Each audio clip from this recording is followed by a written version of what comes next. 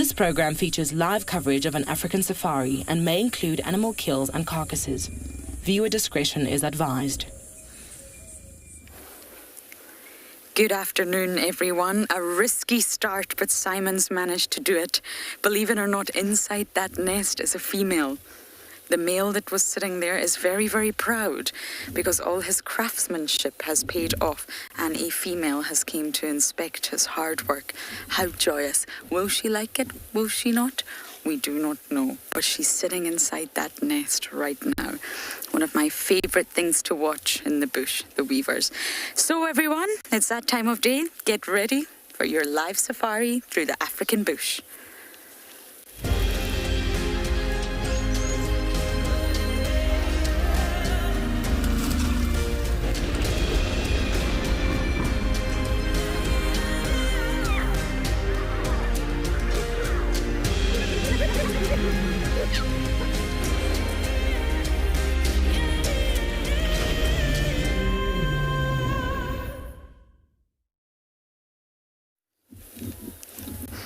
Welcome on board, everyone. It's an absolute pleasure to have you here, as always. And we've just spotted an elephant. We're at Treehouse Dam, and I think the elephants are going to come here to drink. Well, I can only see one at the minute, but there could possibly be a herd coming here to quench their thirst on this very hot, sticky day. I can only describe it as clammy. It's not comfortable. There's no air. My name is Lauren and I do have Simon on camera, and what we're going to do is actually move. We're on the dam wall, and if this elephant comes to drink, I am blocking his path, and that's not okay. So Simon, we're just going to turn and then do a U-turn and come back and look at him. It's not okay to block the animal's sort of trajectory and access to water. So just bear with me while I do a mini U-turn. So everyone, before I forget, we're coming to you live from many different locations. Djuma Private Game Reserve is just one of them. So please do talk to us. Send in your comments and your questions and your jokes, your songs, whatever you wish. Use the @FC on the YouTube chat, #WildEarth on Twitter.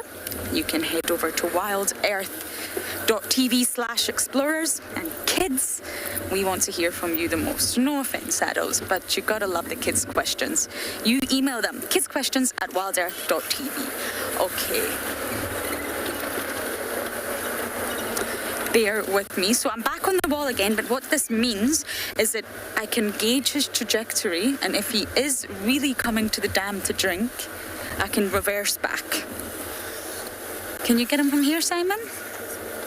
He may not. He looks rather wet. You see the darker skin shows when an elephant is wet. So he could have quenched his thirst already or cooled down. But elephants do need to drink a lot of water. Their digestive process with all that fibrous dung is really not adequate. It's inefficient, really, and that's why the water helps sort of the process along. And that fibrous dung can be very hard work.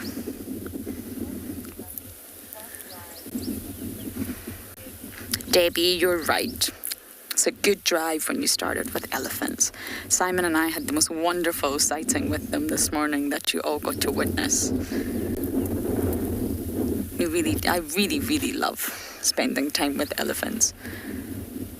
Can you feel that breeze, Simon?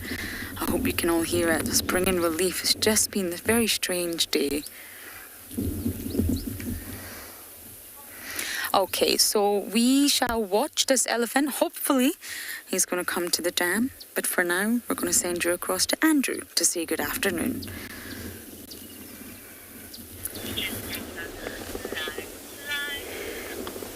Good afternoon, everybody. Sitting here in this very open, warm day. And my name is Andrew. This afternoon, I have Marcel on camera. So we decided to actually check the western of the camp. What we're seeing here is antelope, as impalas. They're waiting in this open area. And then also was a leopard track here, which I think was actually midday. And the reason I'm saying midday is because of that, it's been a little bit of a drizzling during, I think just after 10 o'clock there, it was like drizzling. And then it went stop. So these tracks of a single a leopard that walk here, it's on top of these all drizzling. So, and then headed east. So I'm not sure because I'm close to the gate here.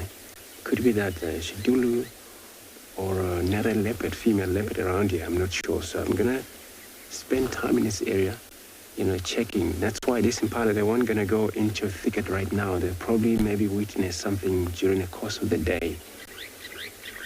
Remember, we're coming live to you from this location, and for you to communicate with us, you can use kids questions at WildEarth.tv, also on hashtag WildEarth, as well as at FC YouTube channel, and also on WildEarth.tv/explorer.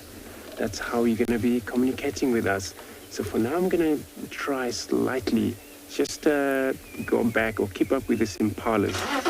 We found out that leopard, maybe she's not far away from us, and not far away from impalas. Since they don't want to really, seems to be here, they also, maybe they split between the groups, which look like they're going to run maybe across to the south, where there it's thicket. It's only worried them that because they don't want to now be in the bushes where they don't trust, where they can't see clearly. So if this leopard is still around here, I'm not sure if it's all about maybe sense marking situation, reactivating her boundary territory. Maybe, she can continue moving far away from here, but we're gonna spend time in this area just to see if we can actually able to come right with this female leopard track.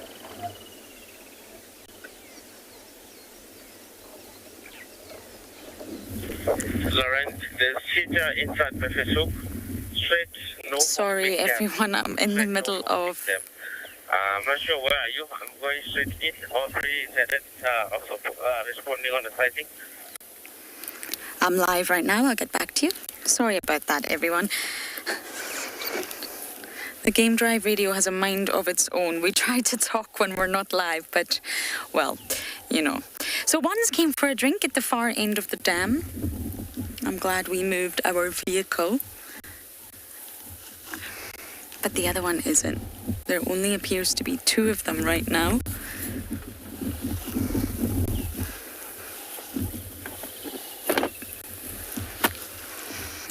And you can see Treehouse Dam is actually overflowing at the other end. Water is everywhere.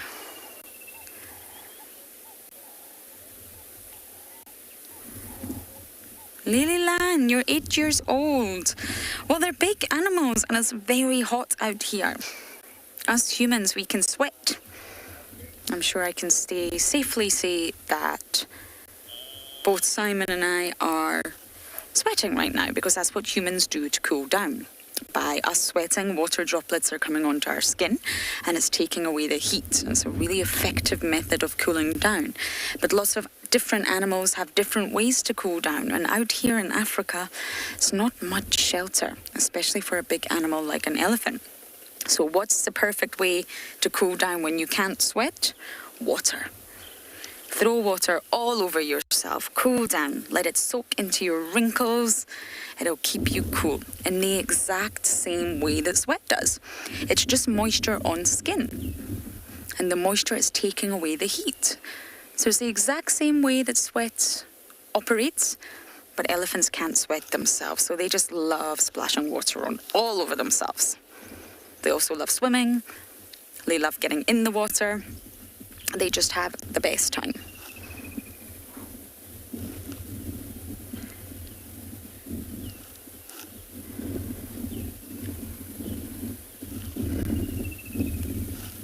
Now there are 3 cheetah up in Buffelshoek, but unfortunately I'll need to get onto the radio in order to call myself in. But that would be very exciting if we could get up there and go see 3 cheetah. I imagine it's a coalition of males. Could be a mother and cubs. but it's very, very exciting.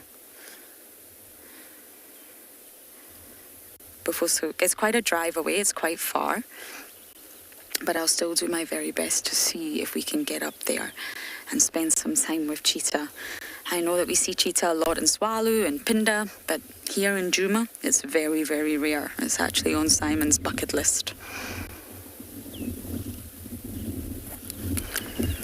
Direction of a sleepy sky along the fire break.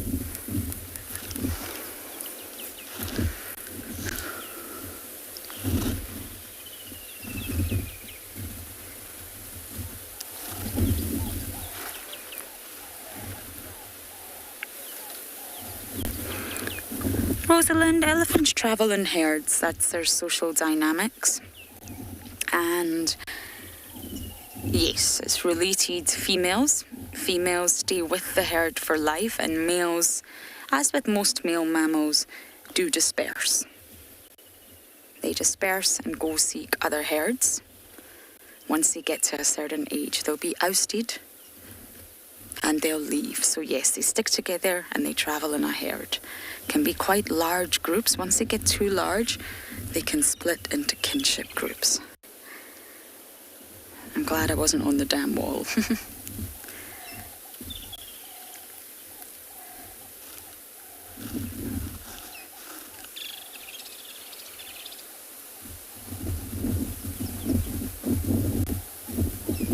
I'm going to lose our elephant soon. He's heading down into the drainage. And I'm going to get on this radio and see if we can take a standby for the cheetah. And for now, you guys are heading down to Tswalu. Approaching the drive. I'm not going to stop.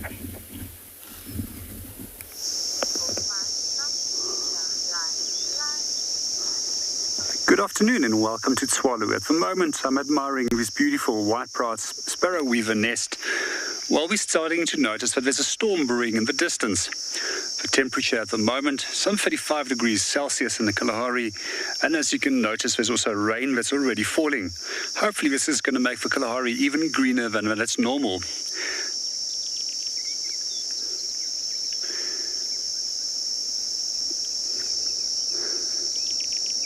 As we already mentioned, the Kalahari has received much higher rainfall than normal, and it's already added up to the greening of the landscape, as what you can notice. My name is JP LaRue, and behind the camera we've got Davi. Our plan for this afternoon is to go and follow up at one or two of the den sites and see if we can potentially locate on Cape Fox, which is one of the smaller dog species which we were hoping to find.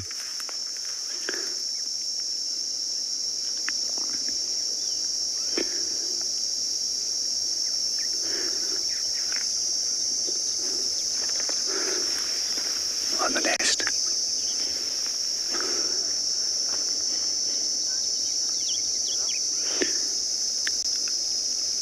We're going to start searching for our little foxes, and in the meanwhile we're going to hand you over to Busani, who is viewing a giraffe.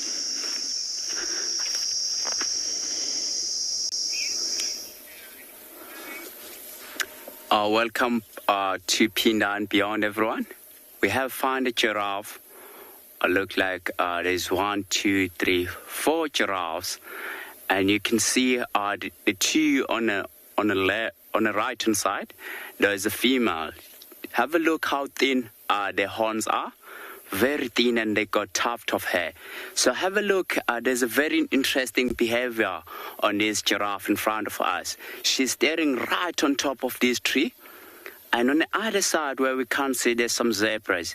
So because it was a nice hot day today, so there was a leopard that was seen around this area. So because it was nice and hot. Hi everyone, my name is Busane, and behind the camera we've got Owen. And we're gonna drive around this tree because it was nice and hot day. We're expecting the leopard to be up on a tree to try to get away from flies in the ground. So we're gonna drive nice and slowly forward and look up on the tree. So these animals sometimes they do help us a lot to find cats. Giraffe, it's an only animal that they don't really make a lot of noise if they spot a predator. So we're gonna keep looking up here on this tree on the left-hand side. I can see some spots. Sure. We are looking straight into the sun this side, but we've got a leopard here. We can just see some spot and a tiny little movement up there on a nice shady spot. But we are, thank you, welcome back everyone. I'm so happy. I'm so happy to be back as well, to be able to see the female leopard. We're gonna loop us around away from the sun so that you can see this leopard nicely.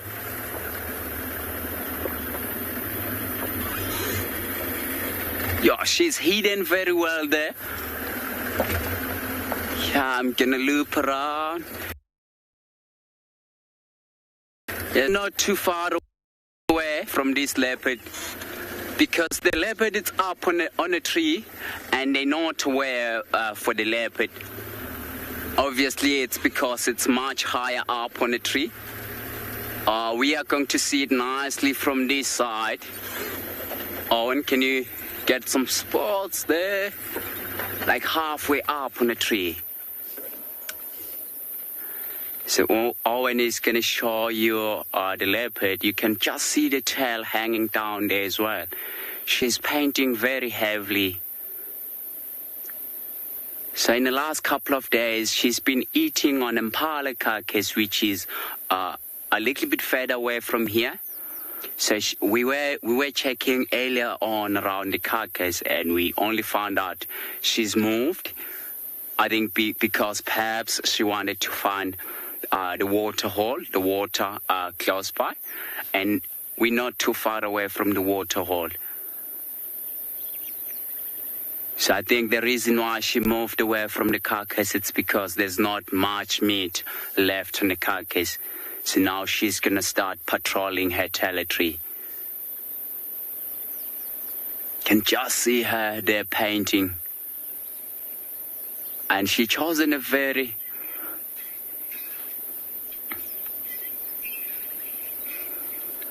Mokamo, yes, it's quite tricky to see her. She's hidden very well there. You can just see the spot patterns. So this is why to be able to work here, you have to be very, very sharp and have very good eyesight as well. So we're going to try to reposition a little bit. I wanted to show you exactly where the leopard is.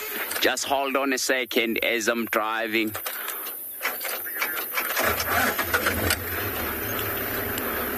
Wow, but it's really nice to see her again.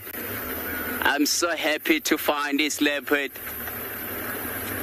I was a little bit panicking that I'm not going to find her. Okay, yeah. The view, it's going to be very tough, but I'm going to try my best. Okay, we can just see her face there.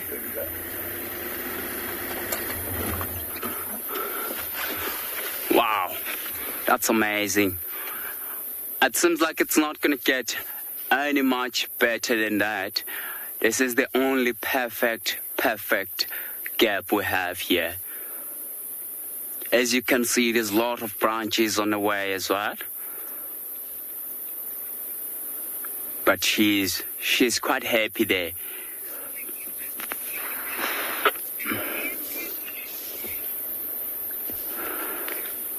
Oh, I think we're gonna sit here a little bit and see what she's gonna do. And while we're waiting here, we're gonna take you to Andrew, and he's gonna show you another leopard.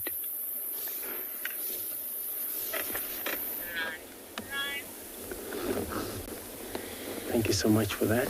So it's amazing what we got here now. We got a Tingana and a legend of this area. And as you can see, looks okay. He's actually painting. It's probably because of the the meat that he was seen feeding yesterday. And I know that this morning with nothing they found in the area, it happens maybe he dragged it further where they couldn't discover it. And it's not actually the female who we're tracking. It happens the female could be around here. It's going to be very interesting if they ever bump on one another.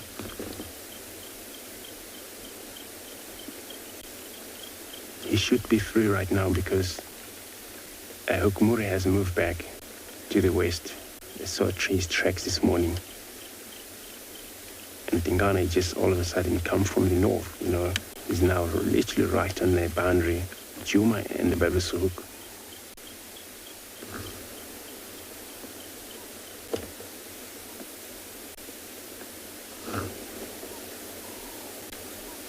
And he was actually seen moving when we got him there. They handed over the sighting and he was still moving. He just found himself a shadow right here where he's just going to paint. He's probably going to move because every now and then it's cloudy sometimes, then it covers the heat. And again, as now it's open, so that's why he's got a little shade to hide on.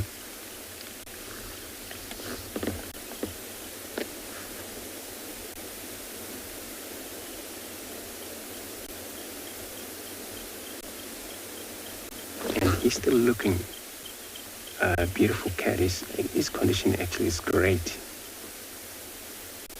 Well, though I don't actually see him quite often. But, this is so cool just to see him. He still have his beautiful face. Nothing much changed there. So he's not actually in nomadic yet. He's still probably dominating around here.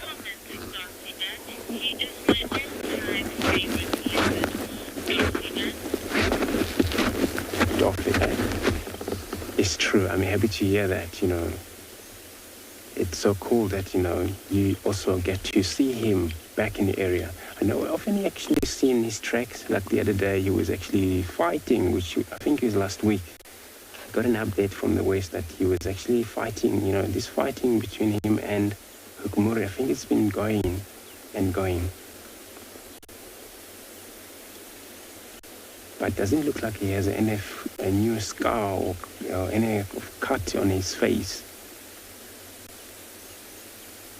Well, a lot of time those, male leopards, they already have a lot of a scar mark in all the cut from the claw mark during that fight.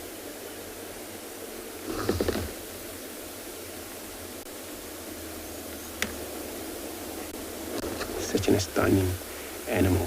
So there's another vehicle responding to the sighting. But yeah, I don't think it's going to make much of a difference for him being lying down there.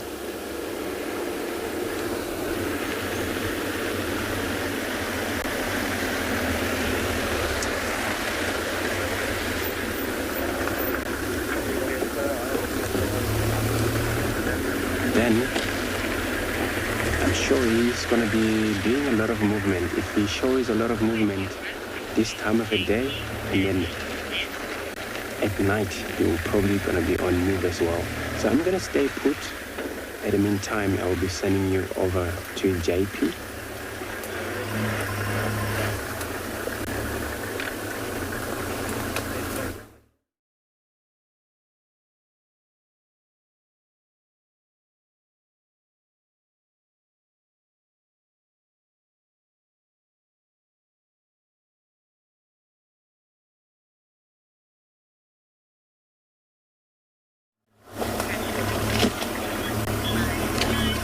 Sorry, Tswalu, about that. So now our beautiful male leopard just actually now is turning away. What happened? They actually maybe spend a lot of time lying down. We saw actually Kalamba this morning. Also, she trying to do the same, though she was up in a tree. But for them, when they lie one side for a long time, especially when they have full belly, they tend to switch the other position every now and then just to get comfortable.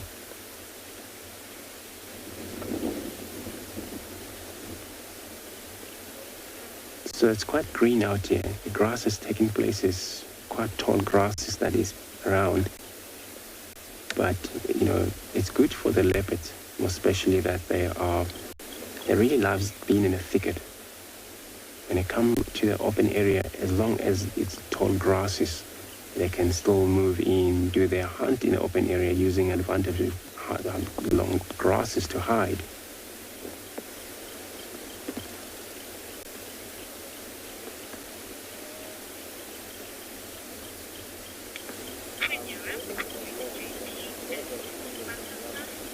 So I'm going to be staying put here. I'm not going to move anywhere right now. I'm going to be sending you to a JP with his butterfly.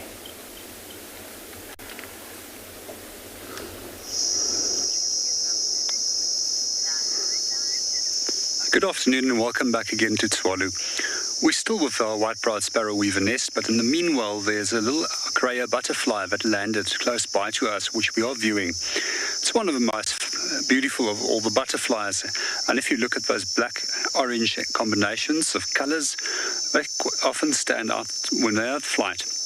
We also notice with these color combinations, they generally imply that these butterflies are incredibly toxic, and therefore they can aimlessly fly around without actually being harassed by larger predators, as these birds and predators have already learned that they are distasteful in nature. So to come back to our white-browed sparrow weavers, which we were telling you about, we shortly will show you a picture again of how they look like, just to let you know the interesting facts about them. What we would like to share is that they are cooperative breeders, which means that there's a dominant pair within the group that's assisted by a number of other individuals that will help them to raise their young. This is a very common strategy that we find in the Kalahari. We find this with mole rats. We also find it with surrogates, also known as the meerkats in this area, and a number of other bird species. Although there is a dominant pair that has been helped by a number of other birds, we find that the dominant pair would be able to raise their young.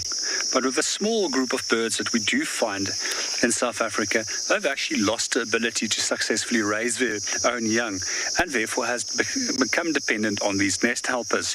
I just would like to show you a picture or two of some of these, and some of them that are quite well known from the eastern half of South Africa, as known as a white-crested helmet shrike, as well as the red helmet shrike that we have over here.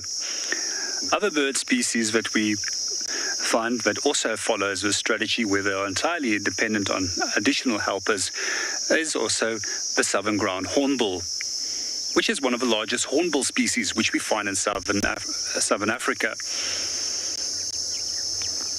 It's coming back to show you those nests again. These are the nests belonging to the white-browed sparrow weavers.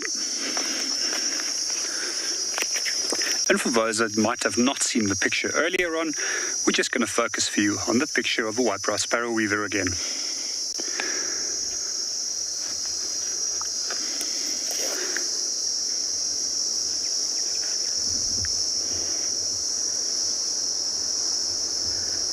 Got it.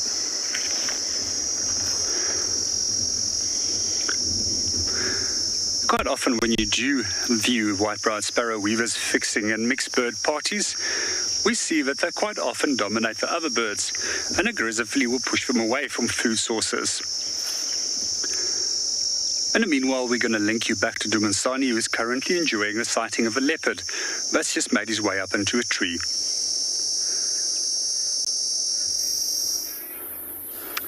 Wow, we're still sitting with this female leopard, and she's still resting there. I think she's not rushing to get anywhere.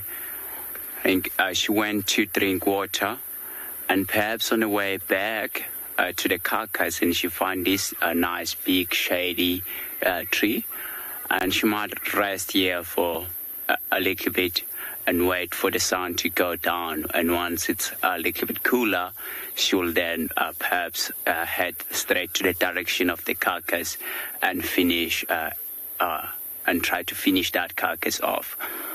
So I think because it's nice and cool, it's nice and hot. It is a nice hot day today. So I think we're going to have to leave her and come back perhaps later on and try to find her again. Because we don't really see much of her where she is, beside that she's painting very heavily there.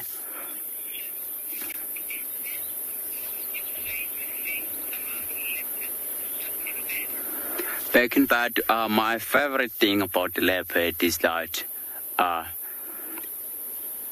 if they're hunting, if they're stalking something and they're very patient, sometimes you'll wait and wait for about like even an hour sometimes, and as soon as you thought that it's gonna pounce onto something and it decide to lie down and wait for the right time, they don't want to miss any opportunity.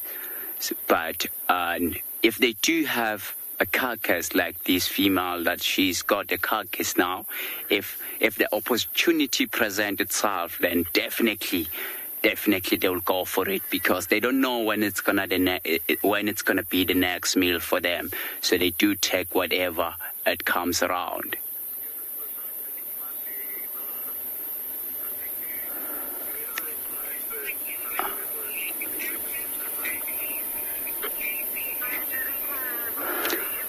Wow, I think because this leopard it's not going anywhere, we're gonna go and try to find ourselves a cheetah.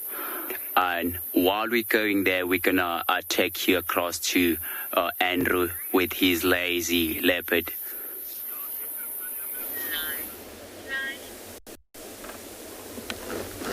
Great, good luck. And still the same with our leopard here, the Tingana. He hasn't actually shown any sign of a movement since he looked away from us. And it's good position here where we are right now, because there on the other side we found there's like a dead wood which is going to be right in front of him. So we're going to take time. He's going to be maybe turning around to us shortly. He's been doing that for quite some time, and he's been lying face away from us now for at least like 5 minutes already. And probably in the next another 5 minutes he will probably look at us. For such a big male leopard like this, you know, he would kill average size of prey species such as full-grown warthog. And I saw him done that. I saw him feed on a female waterbuck up north. And then also he's been seen feeding on a kudu and a female Ngala as those. So he can easily bring down fully grown kudu if he could. He has a chance, because it's all about suffocate the ones that get into the neck and that block the airways, so die. Animals usually die of a choke, not to breathe. Then it will be so hard for him to put that amount of meat up in a tree where he has to feed on the ground. It comes so much sometimes when the meat rot, since it's plenty of meat, he cannot actually consume it once or in 3 days then. And the smell take places. And that's where you see a lot of, vultures, these visitors, scavengers. Finally, the hyena arrive into that area. And sometimes I seen him sharing with the hyena the kill. So the hyena got into the area where there was a whole impala on the ground, and then the hyena took it. So there was only one hyena, luckily. And then the hyena took away the meat, and we actually fall right in the far end. Finally got it back, but there was like a busy trying to get a little piece, whoever's going to win in there. Eventually the hyena was feeding on the other side, and then he was feeding on the other side. Some brave male leopard, they can do that. I saw him done that, which is actually so amazing.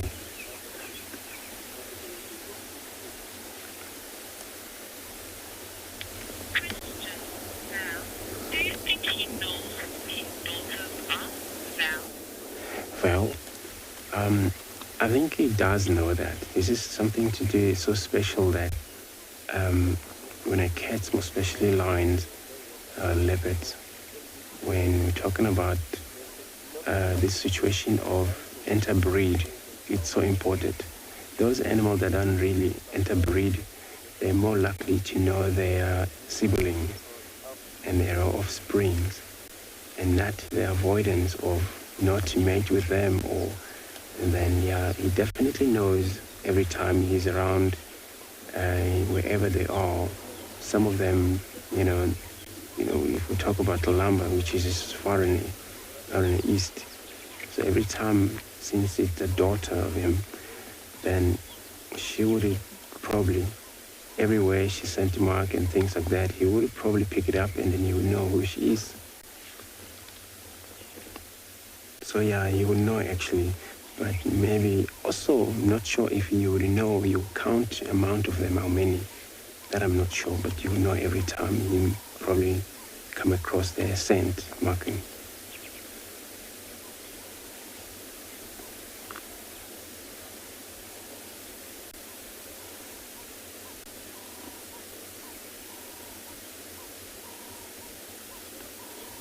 Now it's just flat.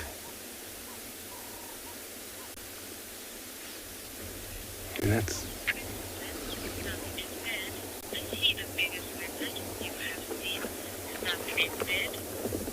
stuck in bed.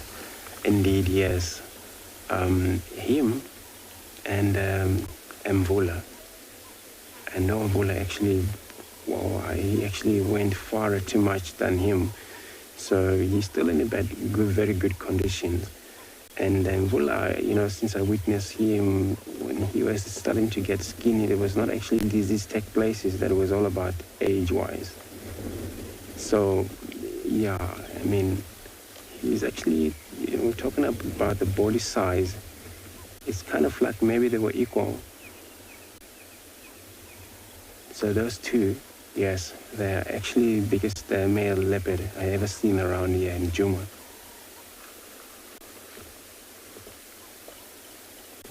But I know for sure, which, if I remember correctly, Anderson also, which he was up in the west, that he was also a lot bigger, but I didn't actually have much of a chance of meeting him quite often. But I heard he was also big as well.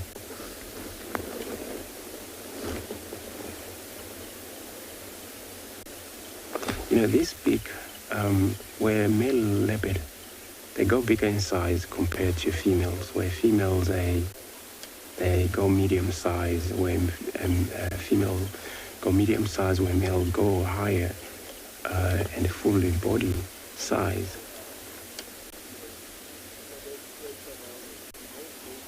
So even they still cubs, if they brother and sister, you're able to see the difference in terms of the size, where female are smaller and the male's also bigger.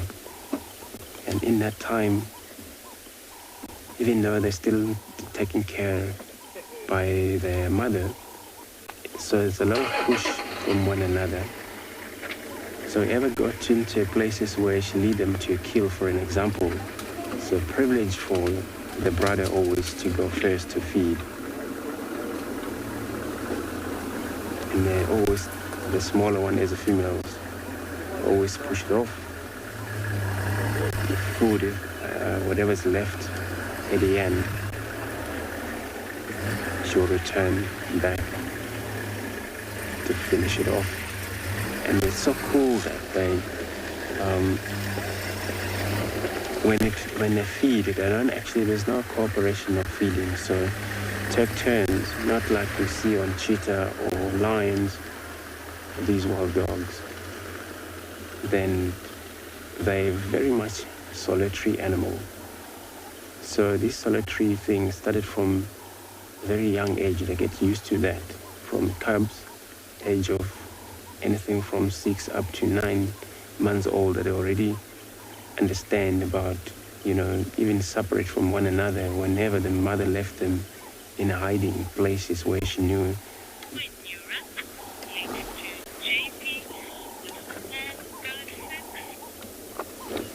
So he's head up. So I'm going to stay put here. I'm sending you over to JP with his birds facts.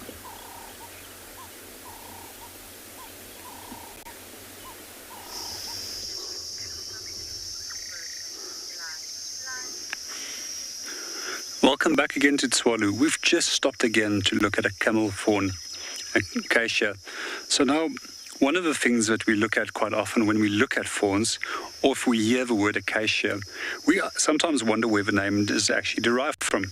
It's actually derived from the Greek language, and it means fawned, and it's derived from the word acanthos. Now, a few years ago, they actually reclassified these trees, but for simplicity's sake, we just generally refer to them as acacias. But I'm going to explain to you some of the differences between the classification system which they now will follow. So if they have straight fawns, we have classified them into the genus called Vachellia. And then if we have them with paired fawns, which is downward curving, as what we have over here, of Acacia mellifera, this is then referred to as a Senegalia. So the group of acacias in Africa, therefore, has been divided into two groups. However, the trees that form part of the Australia, they're still referred to as acacias. One of the things that we do find about the acacias of Australia compared to the Senegalias and the Vachellias is that they don't have any fawns. So why on earth would they have evolved fawns? The simple reason is there to protect yourself against browsers, animals that eat leaf material, animals such as giraffe as well as kudu, that loves feeding on these trees.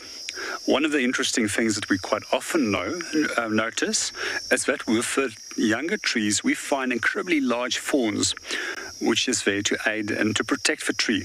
However, as the tree actually becomes older, it will actually invest less energy to the center of a tree in forming fawns, because these areas are now protected against smaller browsers. The other thing that I find particularly interesting about a fawn is that it's actually a modified leaf. So therefore the plant can choose. Either I can invest in producing energy and protecting myself, or I can rather produce a leaf and produce energy by photosynthesis and producing food for myself.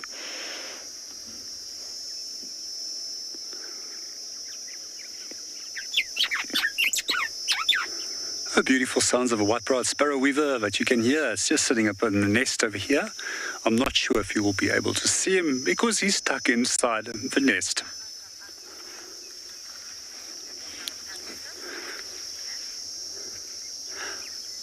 Good afternoon and welcome to the show. With regards to that question, it's the only species of sparrow weaver that we have in South Africa. However, if you do go to East Africa, there's a number of other species which is even more beautifully colored than the sparrow weavers that we have over here, and totally looks related to the sparrow weavers that we have in South Africa.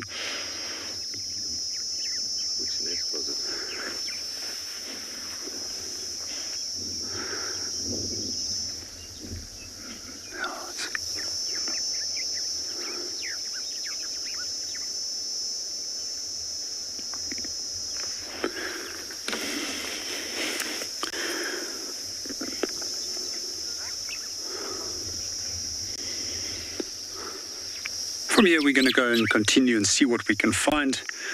It's still incredibly hot and virtually nothing is moving as yet. We're really hoping that this beautiful storm that's developing on the horizon will actually bring some form of rain and cool down the earth a little bit and let the animals become a little bit more active. It's quite impressive to often watch a springbok after a storm, especially if it's rained, how excited they can be.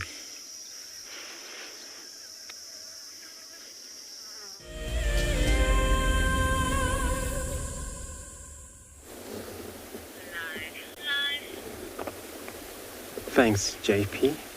So we still have our beautiful Tingana. It looks like we are the only one on lock right now, for now. And I believe the rest of the other guys are all trying to look for something else. Some of them haven't actually get mobile yet. And it's good, we spend time with this male just to see how he's going to be, busy about and when he's going to start to move again, where I believe since he was moving, you're probably going to move further south. This was a general direction, so coming south. You may end up in maybe Gary Dam, Reptile waterhole there, or maybe quarantine. Remember, they actually love it so much, being in this kind of area where it's grasses, a lot of trees most, and then it's a lot of marula trees, it provides their safety. And every time they host their prey, they use this marula tree. They can use any of the other trees fine when it is not a decent marula tree around here. But marula trees, it's actually so comfortable for them to use it to host their prey. And then hopefully it's going to make communication or a vocal sound, which then is going to be more interesting. If he ever does that, it means that female that she's around here, she'll be able to respond to it. I'm going to stay put here.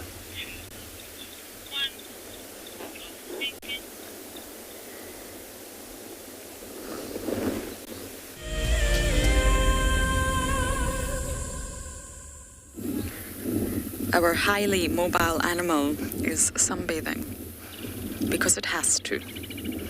We have a little marsh terrapin here. And sea turtles, tortoises and terrapins all belong to testudines. That's the group collectively that they belong to of reptiles. And believe it or not, oviductal sperm storage is really well known in females of almost all taxa in reptiles. Well, what does that mean? Well, female testudines can actually store viable sperm, not old, non-viable, completely viable sperm for a really long time. How remarkable is that? So sometimes, in some species, a single insemination, one-off mating, never to be repeated, is enough to complete a female's entire reproductive output for one nesting season. So that can extend to hundreds and hundreds of offspring laid over a long period of time from one single insemination, one mating bout. Now, for some terrestrial species, so not the sea turtles, some sort of the standard reproductive tactic, if you like, is to mate before hibernation or estivation, or whichever word you would use. Hibernation is actually not the correct word for reptiles, my apologies. But mate before that period of torpor or dormancy, and store the sperm over winter, because you found the right mate. He was a goodie. You mated with him, store the sperm, and then when you come out of that state, that deep state of torpor, and you're awake again in the summer months, you can use that sperm to fertilize your eggs.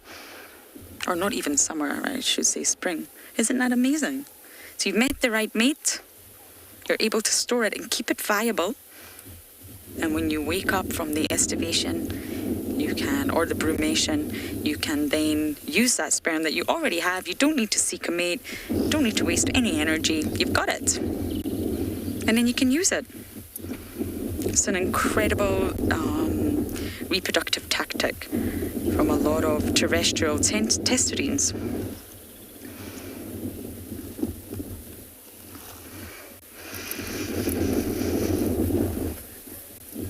Hyena boy. Hello, hyena boy. I've never heard your name before. You must like hyenas. Guess what? So do I. Now, your question is a common one, and I'm just going to show you an image because I think images are a lot easier to sort of process and listen to me ramble on. So tortoises, they're terrestrial. So that means they live on land. They're not adapted or specialized for life in the water. So this is the tortoise here, Simon. Big dome carapace. This is a leopard tortoise, actually. It's vegetarian, and it can retract its head into the shell. So when it's scared, it'll retract its head and hide from predators. So the feet have actually got claws, and what that means, not flippers, it's specialised for life on land. Now, the next one, the terrapin, this one here, Simon. The terrapin, which is what we're looking at right now, the marsh terrapin is aquatic. It spends its entire life in fresh water. It's omnivorous, so it'll eat vegetative matter and other animals. Now, it can retract its head in, but sideways. Now, if you just look at here, you can see the feet are clawed, but they've also got webbed toes. And this is for life on land and in the water. Now, the turtle, the sea turtle, this one here on the right is actually a hatchling of a leatherback turtle. And it's completely aquatic, living its life in the sea. All 7 species of sea turtles live in the ocean, and they're carnivorous. Some eat coral, some eat sponges, yes, but they are all animals. Depends on the species, depends on what they eat. And sea turtles, believe it or not, they have a very flexible neck. It's difficult to see because this is a hatchling, but they can't retract the head back in. Last feature, flippers. There's no way that this turtle can actually properly walk on land. Sea turtles do pull themselves out to lay their eggs on land. But it's a very difficult movement. I'll demonstrate, Simon. So they actually use their flippers and they have to pull very, very hard on the sand. Pull. And that's why you know a sea turtle has laid eggs on the beach. When you do the sort of rounds in the morning, you can see the track marks. It's very, very obvious. And once you see those pulling of the flippers, which takes a lot of energy, because it's a big, heavy body mass, if you want to know if a sea turtle's been successful or not, look in the middle. Now, they've got a flat plastron, so when they're pulling themselves, they're going to leave a flat sort of area of sand. If there's a line going down the middle of that sand, that is the female genitalia once eggs have been laid. If that line's not there, then it was probably a fake lay. No eggs were successfully laid, and she came on land. She didn't like the area, and she, decided not to lay eggs. Testudines are just fascinating. They really are. I think our little terrapin's still there somewhere. Simon has far better eyesight than I have. But that's the difference, hyena boy, between tortoises, sea turtles, and terrapins. They belong to the same group. They're very similar in terms of biology, but they are different. They do have their differences. They live in different habitats, different diets, and therefore different biology. That was part of my job in the Maldives, to go around the beaches and check for track marks if any turtles have came and laid eggs. Sometimes you'll see the tracks, but there'll be no digging. The female aborted or could not find the right area.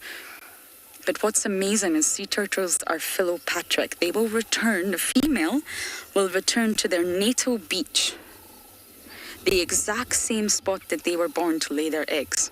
They'll travel the global oceans, but when it's time for her to lay eggs, she'll travel all the way back to that very beach that she was born on. Ooh, quickly over to Phinda.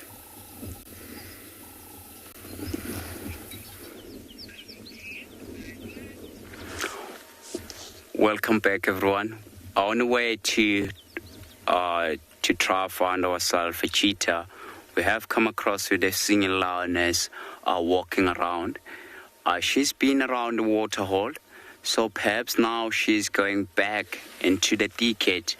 And judging by the size of her and on her front legs, she's got some blood on. So we're going to try to go around again and try to get her walking toward us.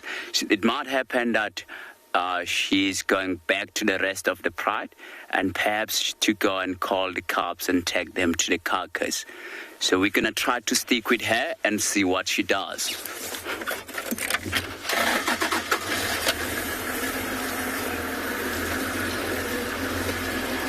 We are so lucky to be able to find a female lion walking around in this hot day. It's unbelievable. I can't believe how lucky I am. So lucky.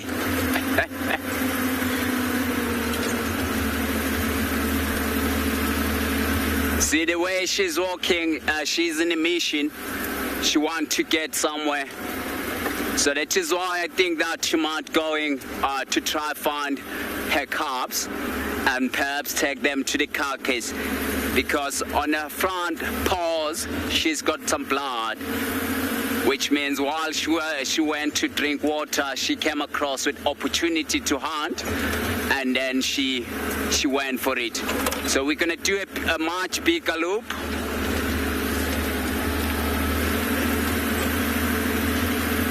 And hopefully she's gonna stay along the road.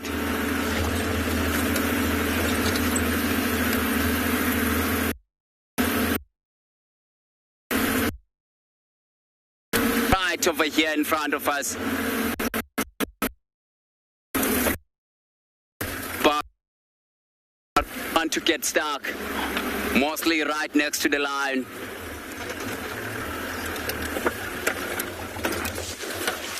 See, she's walking past some nice shady spot. That tells me that she's definitely going somewhere else.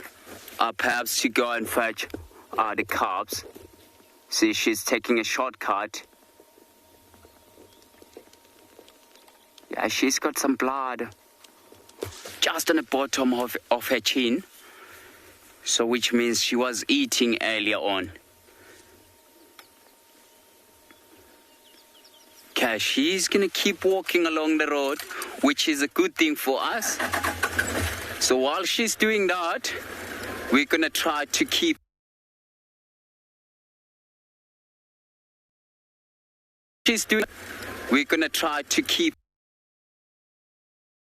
up with in it. So she's normally hanging around this area a lot. So she's from the Pride.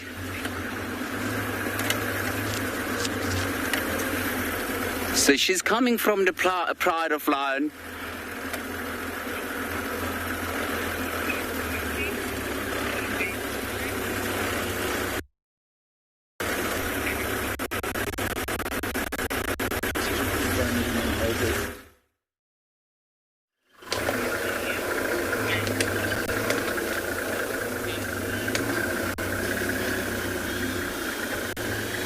Great, everyone. So our leopard is still lying flat. You can see the grass is just the grass movement. It's hardly to even see. If you're actually tracking him here, you would find yourself very difficult to even spot him.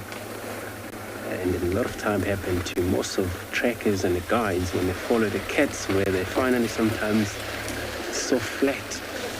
And then all you do is, if they spot you, then they would just gonna show themselves, because then they have to move away from you. So a lot of time, you know, they are very flat. But actually, it's cool that, you know, he able to make his way out from wherever he was. Probably stuck with that, kill that he had. The guys there discovered it yesterday morning, up in one of the marula trees out there. And then I'm not sure what kind of kill was it. So maybe it's one of these baby impala. And then for him as a male, a big male like this, it actually makes sense. If he actually ate it yesterday morning and a whole day yesterday, and nobody stole it from him, and then a whole day today, which is probably maybe done by now, I wouldn't think this is all about him looking for water. He's going to return back to that area, because water station is even closer where he just came from.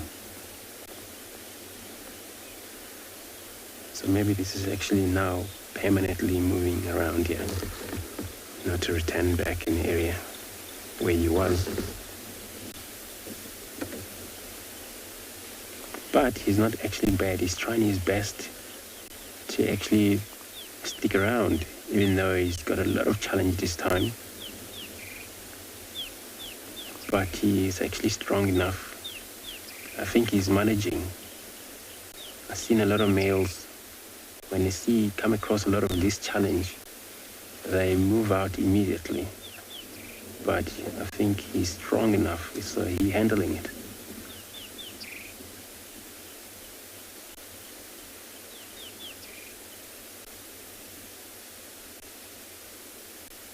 and so much of this movement of this dominate on a leopard.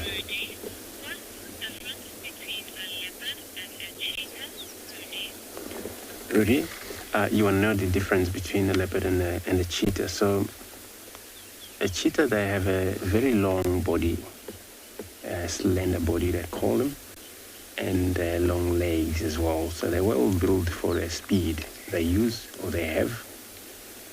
And then of course, and if you look at their face, looks like under their face, under this eye they have, it's kind of like a marking down both sides, like a tear mark, but it's permanently painted. It's not actually removed. It's actually color of them there. And they have a very, if you look at their eyes, it's more reddish eye the cheetah have. And the spot pattern they have, it's actually solid spot, where leopard, they would have a rosette spot. So a cheetah, they have a dot, which is more blackish, but is now round, golden round and black in the middle and things like that. So that's what the difference is. But also, the habitat for these two, it's quite different. Where cheetah, you mainly find them in the open area, that's where they mainly hunt. When you see them hunt in the open area, where they don't actually stalk for a long time, so they rely on their speed, those ones. Where this one we're looking at it right now, they rely on getting close enough to pounce if it's possible. They can chase if it's necessary, but they're more likely to give up for a chase if whatever they, after it is getting away from them. And then also they're not actually cooperate hunters. They don't hunt in group leopards. Where cheetah, if they are coalition of 3 males, same blood animal, and then they were more likely to dominate the same range in the area together, hold the territorial together as a brothers, and that is actually cooperate a hunter and also cooperate feed. Where leopards, they don't. They hunt alone, most likely not to able to share with the other leopard, unless if the female with her cubs trying to feed her cub, because that's part of her job, just to make sure she hunt for these young ones and then get them to feed quite often. So I was talking about earlier that we find when a female raising her cubs and so they finally, separate from one another, and very difficult for the mother to find them together when she returns back. So I'm going to stay put again. I'm going to be sending you over to JP with his insects.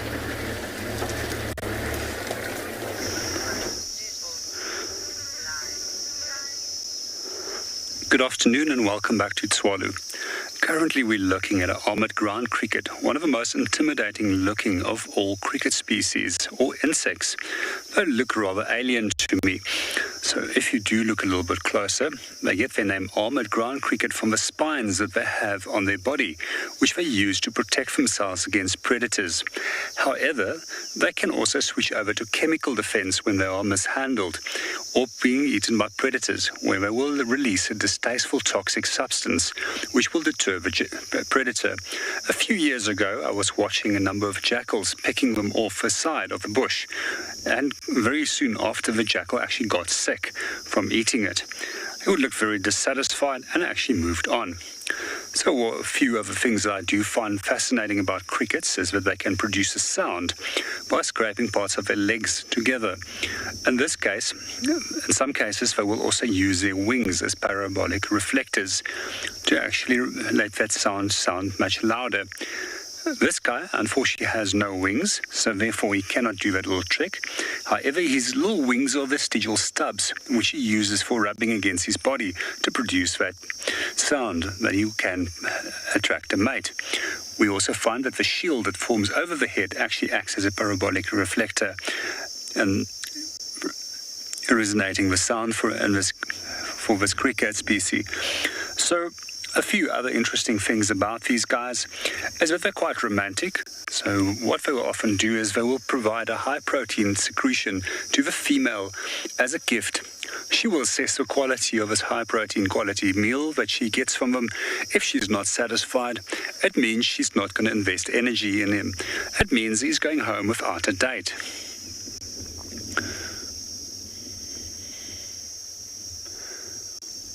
Quite often when we do find these crickets, they're feeding on plants. However, I've also seen them eating one another. Quite often when they are on the roads, they do get hit by cars. And then you'll see that more and more of them is attracted to the ones that are on the road. And unfortunately, these in return will also get killed by vehicles. We also often see that they will even feed on quillia chicks. A few years ago, I managed to see an outbreak of red-billed quillia. And they were feeding on the chicks in these nests. To answer your question and how we find them, quite often I do just get out of a car and I'm quite always have my eyes open for them because I find insects and small things even more fascinating than the larger animals within the bush.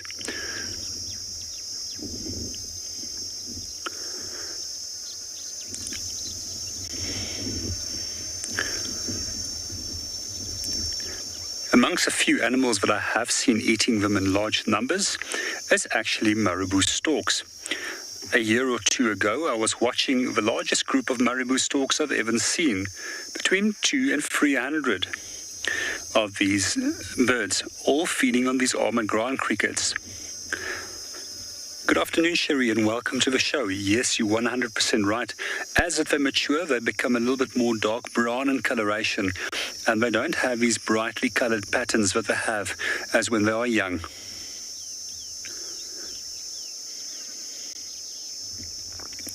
It's most likely that these color patterns also act as a warning to potential predators to leave them alone. However, with adults, the spines are very well developed, and most likely the toxins are less necessary as a chemical defense mechanism.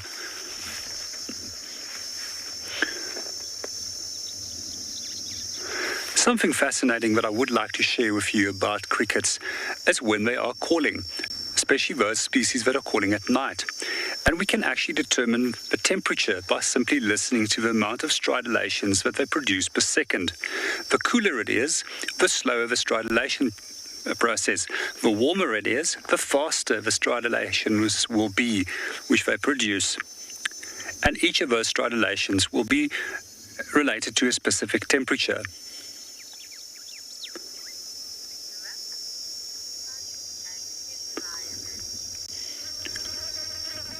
We're going to continue our search for some animals in the meanwhile, but we're going to hand you over to Vasani, who is currently viewing a lioness.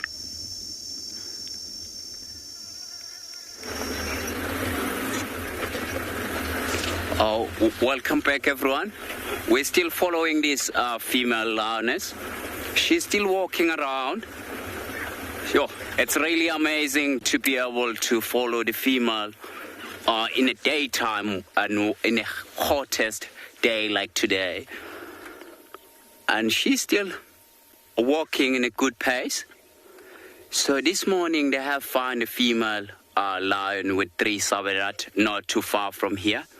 So which means this is the mom that she's perhaps going to fetch the cubs and lead them into the carcass, because she did come across with zebras and impalas earlier on, but she was not very interested because of the heat of the day, and she was walking a very good distance as well. So where she's heading, there's a nice pen system. So perhaps she's going to go there and drink water on the way to her saberat cubs. So because the saberat cubs are still depending a lot onto her, So that is why she's going straight there where she left them up this morning. So we're going to loop around and wait for her on the other side, and hopefully she does walk straight.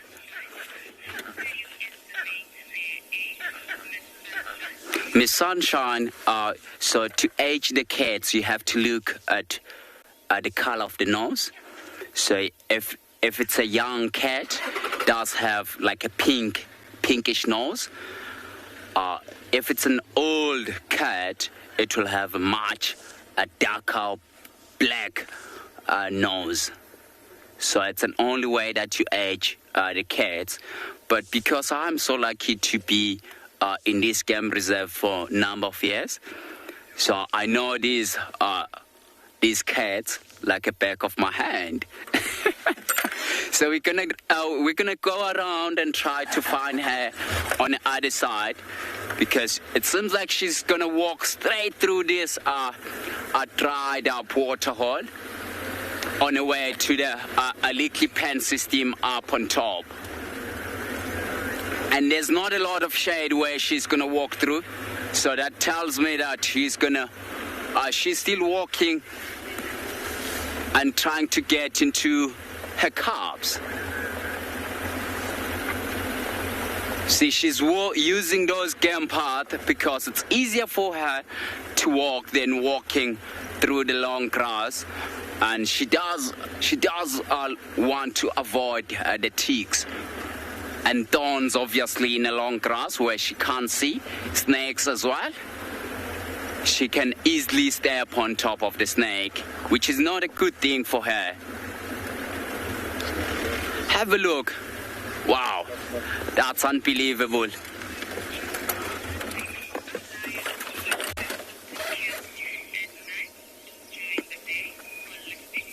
Holistic, these lions here, mostly, they do tend to hunt more in a daytime.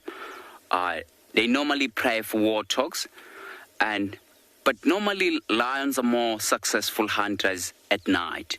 But these ones here in Phinda, more especially, they have learned that it's much easier for them to hunt warthogs in the daytime than hunting at night. So they do prefer to hunt in the daytime. So I have seen like a good number of lions making kills, but it's always very interesting to see them catching something.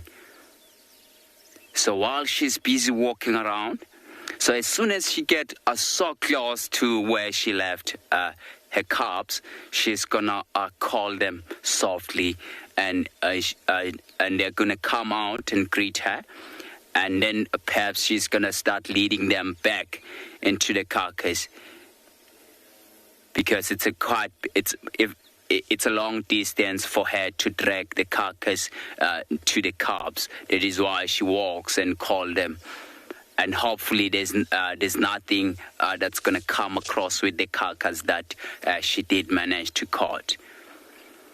So you see she's going to walk straight up on that game path. As soon as she's up on that game path, we'll then loop around into the front and try to see her. Perhaps because it's a nice hot day, she's going to go there and drink water. It's going to be nice to see the lion drinking water. I know some of you haven't seen cats drinking water before. It's going to be a nice thing to see. Okay, let's loop around because it's a long distance to get ourselves around.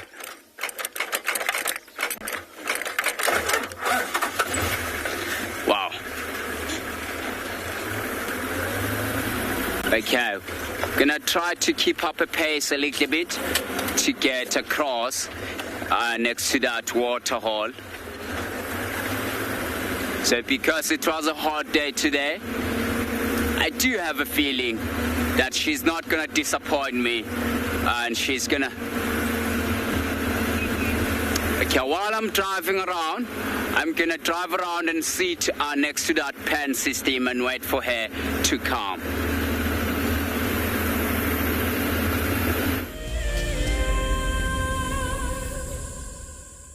Join our Explorers program so we can keep on sharing nature with the world.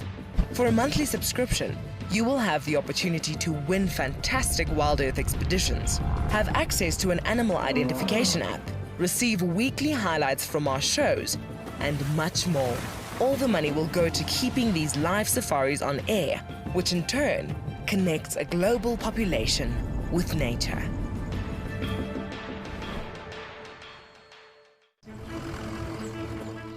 My name is Taylor McCurdy and I work for Eco Training.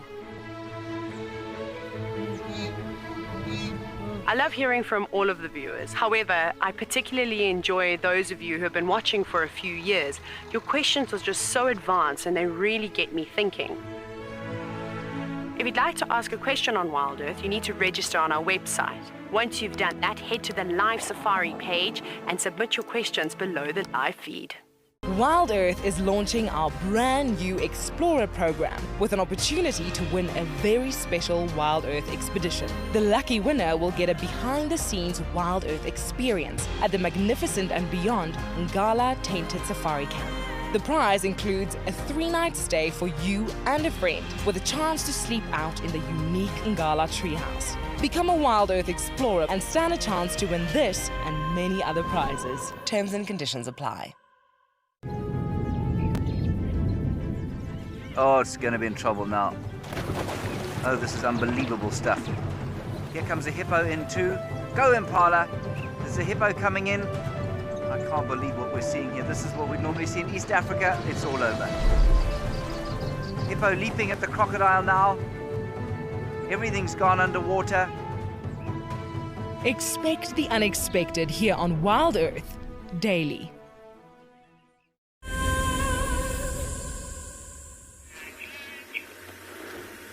Wow. Wow, have a look at that. Look at the silhouette. Look how she's drinking. That's unbelievable. Wow. Look how she's using the tongue and putting the water inside her mouth. That's unbelievable. But the silhouette of her in the water there, it's really amazing. I'm so glad, I'm so happy she didn't disappoint myself of walking straight past this little pen system. Shame, she's changing an angle now.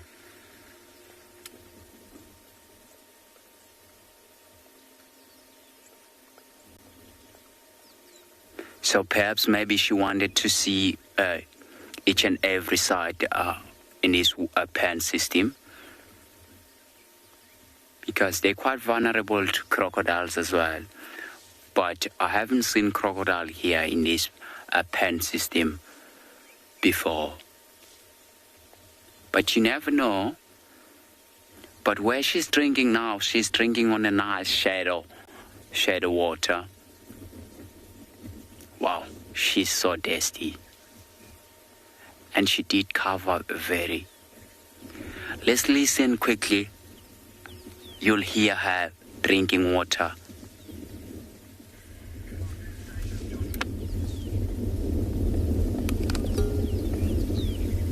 Wow, that's amazing. Did you hear that? See? She's still.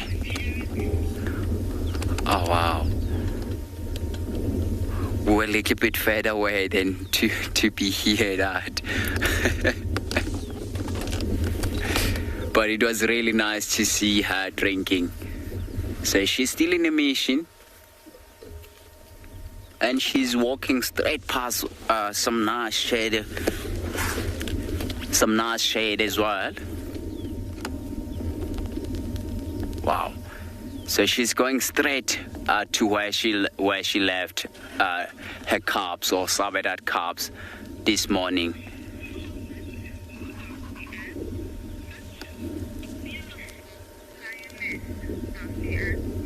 Does Anne? Yeah, she is a very pretty lion. She's so pretty. and she's got very good, she's in a good condition as well. So that shows you that they do manage to catch something. They are very successful hunters. Mostly here, as I said earlier on, that they normally prey for warthogs and nyalas. That's an easy target for them. So they don't really go for very big prey because if they go for buffaloes and they might injure themselves. So they don't want to do that. They rather prefer go for a nice easy prey like warthogs. Although warthogs can be dangerous as well with the sharp tusk. But they do enjoy killing those warthogs. See, she's walking straight where she left her cubs. It's going to be nice to see her cubs coming out from the bush because it was a nice hot day. They will be resting underneath one of the trees. So they're going to come out rushing up and greeting and rubbing the face, her heads around mom as well. So it's really amazing to see lions, how they socialize. So I'm looking forward to see that. So have a look on her body, on her coat.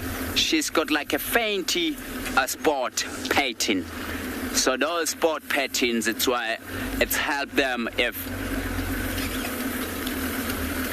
they're still young around the den site to camouflage. So this female, she's not a very old female, as you can still see the spot patterns, and she's got like a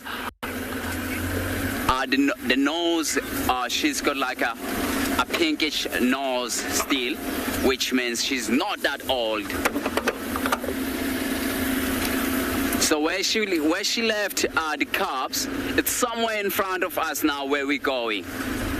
So we might get to see the cubs shortly.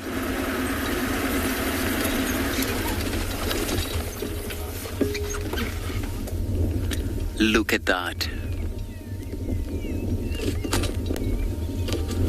That's amazing.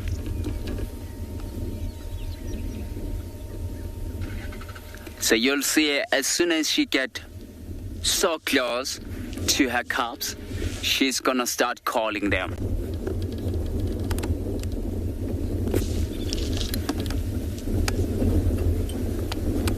That's amazing. It's amazing how much ground they do cover.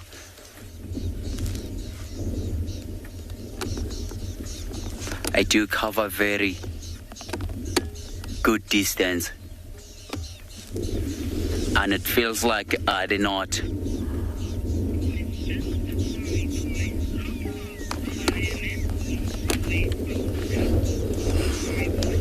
Safari boy, the cubs, the lioness can go a very, very big distance, more especially if she's looking for food.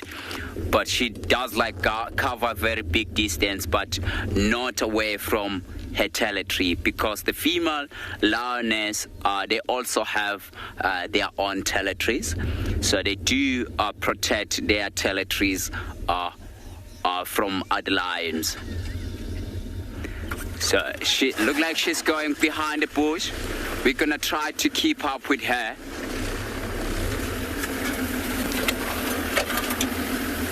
And if she doesn't catch anything, sometimes you'll find the lioness walking for about, I'll say roughly maybe 5 to 10 kilometers away from her cubs. If she's looking for food, she then definitely, it's gonna get too rocky where we are. So we're gonna have to loop around. But she's getting so close to her cubs now, which is a good thing for us. I can't wait to see the cubs getting so excited with mom. It's exactly the same thing as us humans if your mom went to shopping in a mall. And And if your mom come back, you will be excited that she's got something for you. It's going to be exactly the same thing with them as well.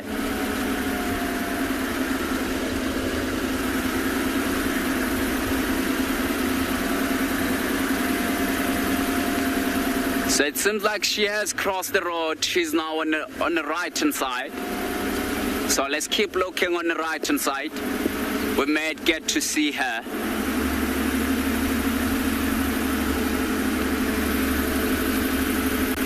See, she's gone straight down there into the old riverbank. It's where she left her calves.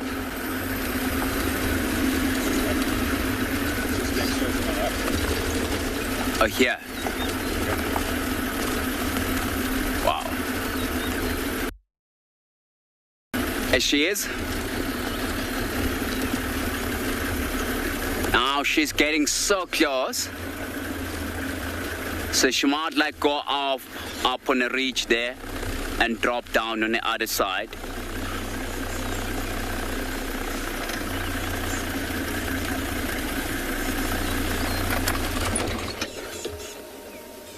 See, now she's calling softly. Very soft call now.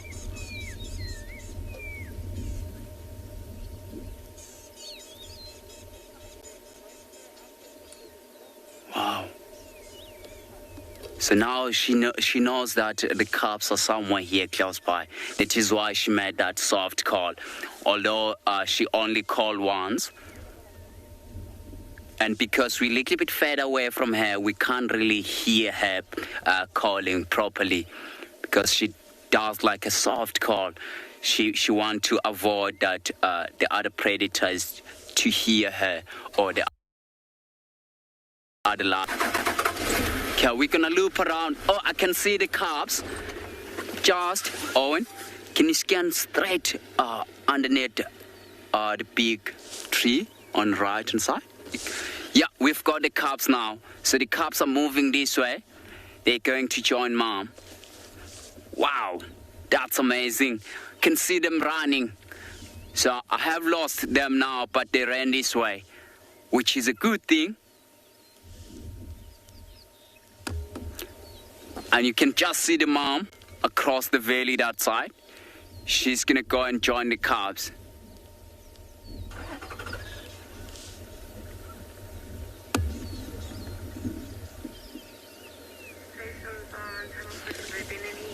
See, she's walking straight to the direction of the cubs now. Cubs. Oh, those are two younger cubs. So those are two younger cubs. So because we didn't see like the sound of the cub suckling around her TT or her mammal gland, it's because the cubs are getting to the stage whereby now she's gonna stop them suckling.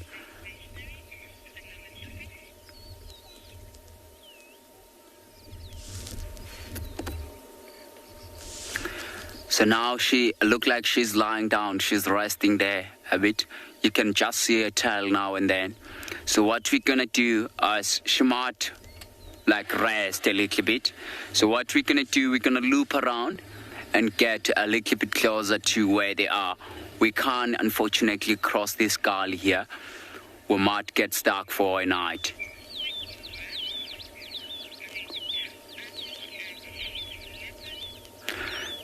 So while I'm gonna drive us around and try to get a little bit closer to those lions, we're gonna take you to Andrew with the leopard.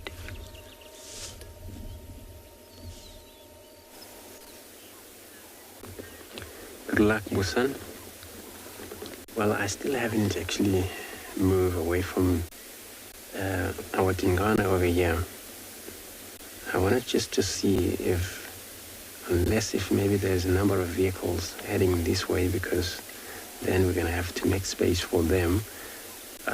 But for now, we still have it. Actually, we had a good chance of him spending time with this beautiful male.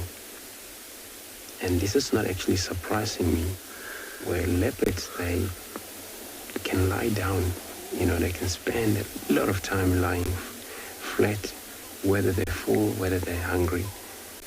So, but they're not that bad for sure compared to the lions, where lions, 18 hours of a spending sleeping is actually way too much. Where it applies the same with leopards, sometimes can lie at least amount of that time, but they're a lot active sometimes. You see them ride their heads up, check around. I think it's something to do with that, lions, they don't worry too much about a lot of the other enemies, unless if they're in their places where it's not belong to them. See, now, as I was saying, that he's not actually bad, so he's now looking at us. You can see his beautiful ears as well. So he may actually go flat again, so you keep doing that, checking around. So there are small cats out here. When I'm saying small cat, is that because lions are the bigger cats, and there seems to be a lot of a big enemy for the leopards. Those are small cats, those cheetahs as well, and wherever the leopard take it a lot of time to sleep or rest, and you finally see, look at the yawn, with just a half a yawn net. So probably checking for a safety, listening around, probably go down flat again. But I also witnessed a leopard that was hunting in one of the days. This is in the older days where we used to have a female. Her name was a white cloth. And that. Right, quick link, Lauren.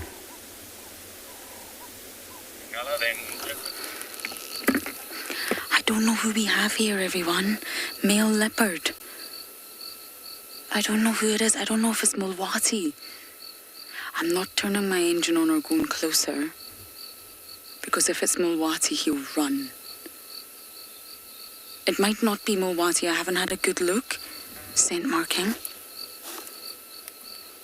Now, I know some of you are leopard experts. Please help me out.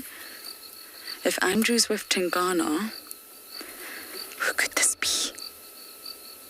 Okay, Simon, I'm gonna go slowly behind.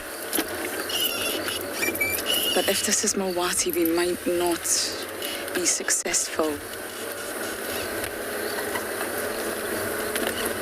Who else could it be? Hashtag WildEarth if you're able to pause and get a view of who this male leopard is. Now, I'm not going to Ferrari Safari here. One, there's a waterhole, but let's just try and get another visual. If this is Mulwati, this is incredibly good news.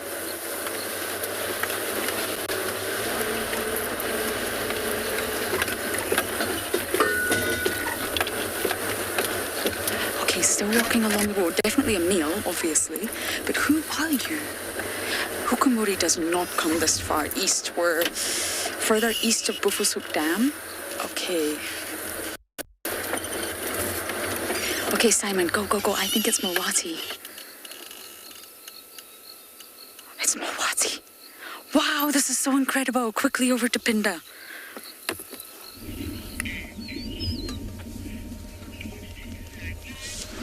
So, on the way to the lion, to that lioness with two cubs, we have come across with the two white rhinos. So have a look on their body. They're covered with mud. So because it was a nice hot day today, so perhaps they went to the same mud wallow where that lioness went to drink water. They might have went there to wallow to try to cool themselves down. So I think these two, it's a male and a female. So these are still very young. These are Sabi that have joined together for safety number, I think. And have a look at the one on the far back. there's two like brownish beds that's sitting on top of them. So those beds, they're known as a red-billed oxpecker. So have a look, it's got like bright red bill, and it's got like a yellow ring on its eye.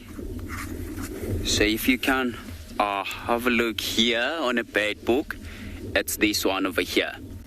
So sometimes you do get the yellow bill oxpecker, but not in this area. It's more like in Kruger National Park. So here we only find this red-billed oxpecker. So you see the juvenile, it's got like brownish or black bill. Wow. But because we still want to get to those lions before they disappeared, we're gonna try to loop ourselves around, if that's okay. But it is really nice to see these rhinos. So they're gonna slowly graze along here. And you can see where they're busy grazing. It's got like a nice lush green grass. Okay. So before we lose the lion, let's go a little bit closer and try to find ourselves again those lions.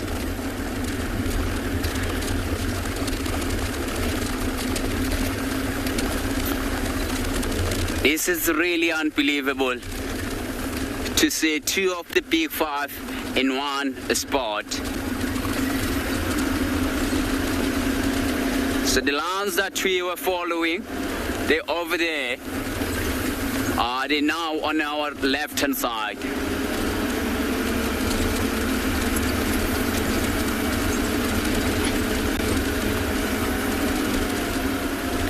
So we're gonna try to go off-road from here, and hopefully we find them again. It is a long way away, but we're gonna try our best.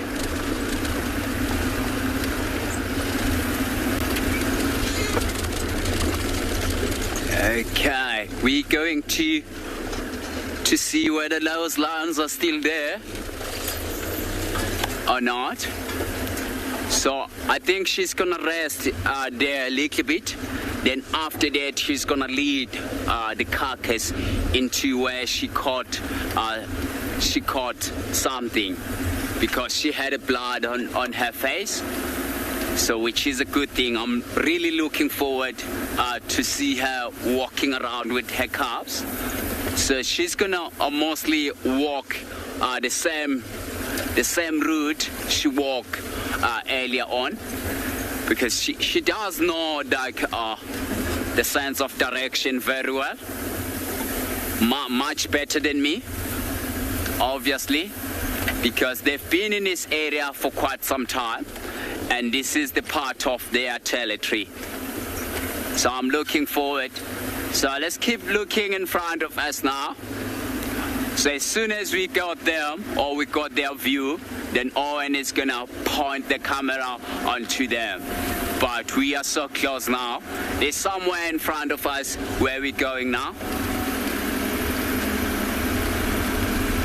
So there's a tiny little pen system here. So we do want to avoid this, because we might get stuck here. We don't want to spend a day here and trying to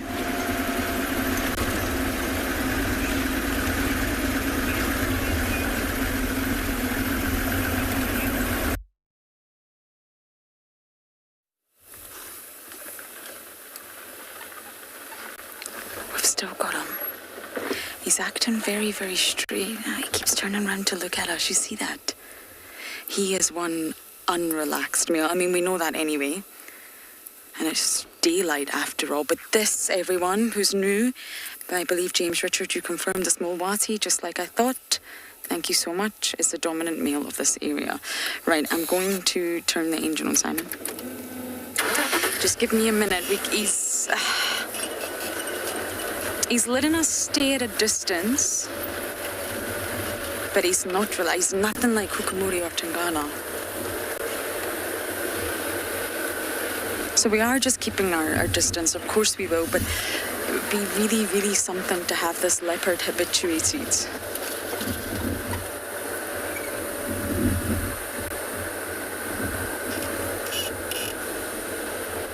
Okay, I'm just trying to figure out where he's gone. He's a big male. He's really big. He's bigger than Hukamori.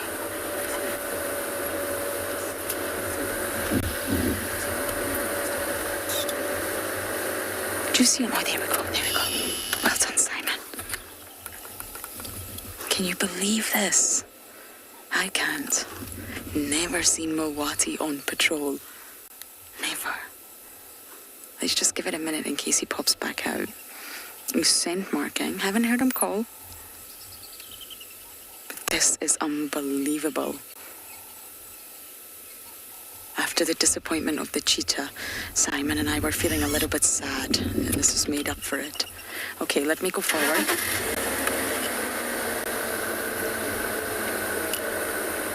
He's been skittish the whole time we've known Mowati. Although apparently, from what I hear, not from my personal experience, but at night time he's quite relaxed. I've never seen him up a tree.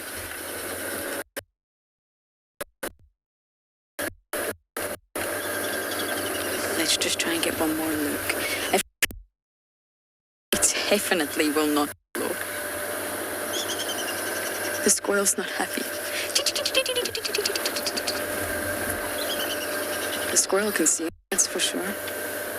Wow, Mowati, where are you?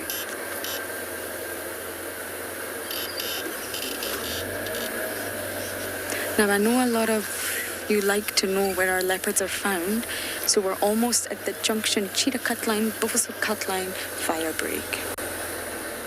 I think that might have been the only visual, everyone. I think we've lost him.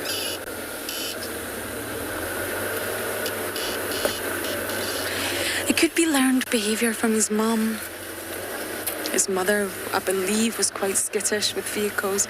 It could be that something happened to him. Maybe something bad happened. And he's got this negative feeling towards vehicles. But I think that was the last visual of him, everyone. I might sit tight here on the fire break and just see if he pops back out again. But for now, I think that was the last view. He's gone into this drainage. Simon will give you a view. And it's a thick one.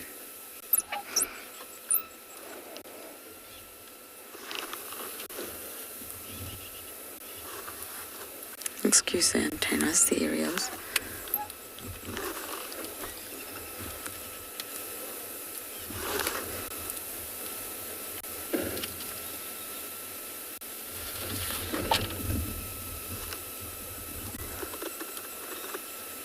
Okay. I'm going to sit tight here and hopefully get another view of our dominant male. But for now, over to JP.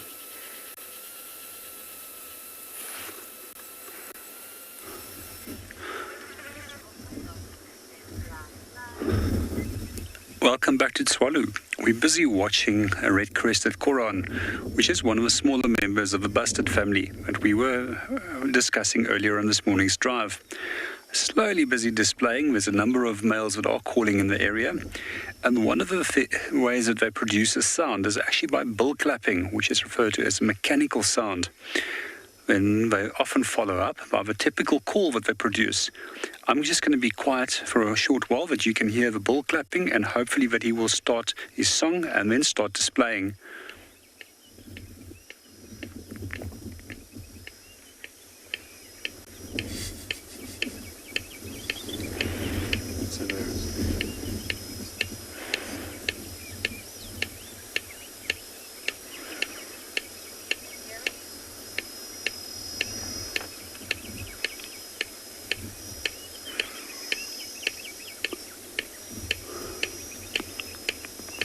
Most of you might know that this bird is often the one that makes incredible display by doing a backward somersault, by flying straight up into the air at some 20 meters and then dropping straight down to the ground. Let's hope that he's going to do that.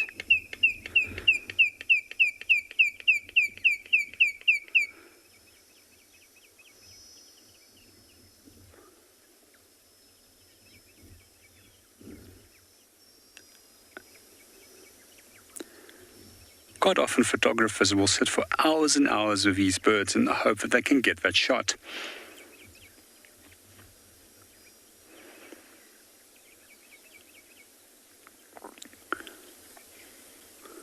So the aims of calling and producing these number of different sounds, as well as the display flight, is to attract a female. So if a female is impressed with what he can do in terms of call as well as in terms of display, she will decide if she will choose him as a mate. If he's worthwhile, yes, she will mate with him, and then what will happen is she will then move off on her own, lay the eggs, and he'll start calling and displaying to attract a new female.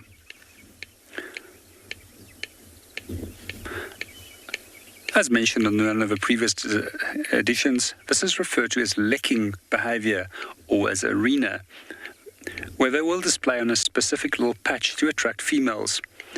We quite often find that the birds that are following this behavior in terms of lecking has young that are fully precocial and can take care of themselves. Therefore, no daddy is needed in raising the chicks.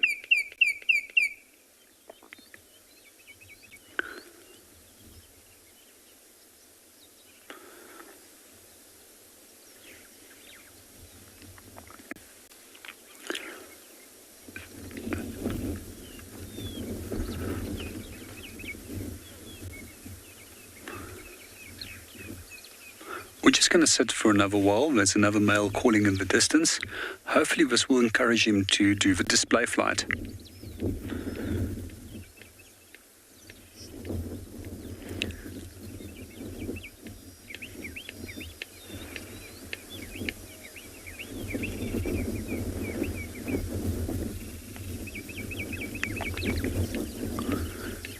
For the moment, he's at least got 3 contenders in the area that's also calling from different directions, often at least 100 to 200 meters apart from him.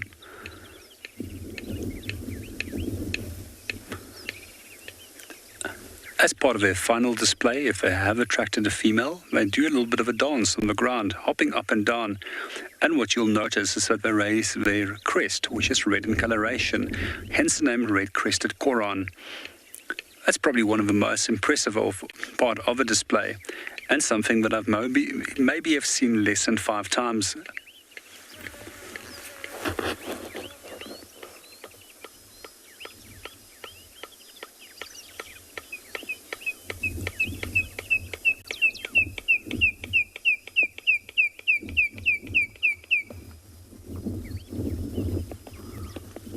We're going to sit and watch him for a little bit longer. Hopefully we'll be able to get a shot of him. But in the meanwhile, we're going to hand you over to Andrew that's enjoying a sighting of a leopard.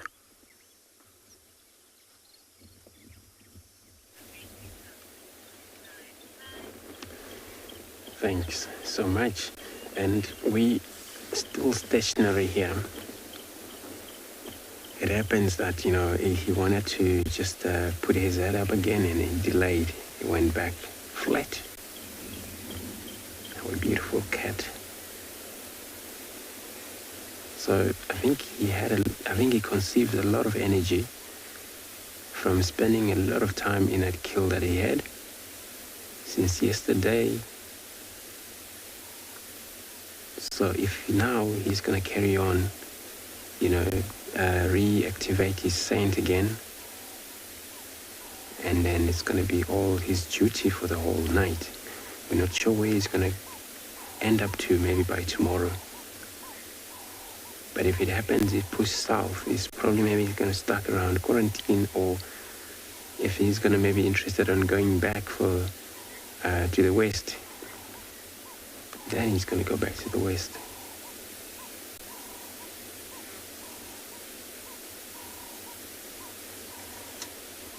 So it's all about energy, and it's all about, some leopards are very stationary.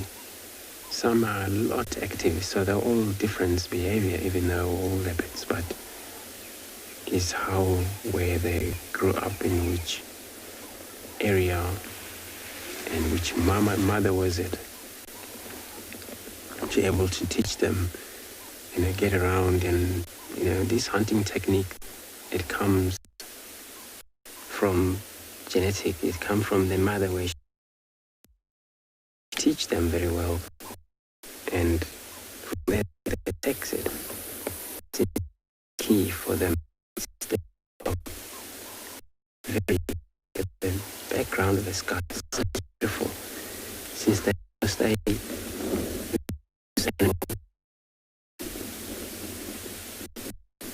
they need to use the exercise or the skill that they're up with.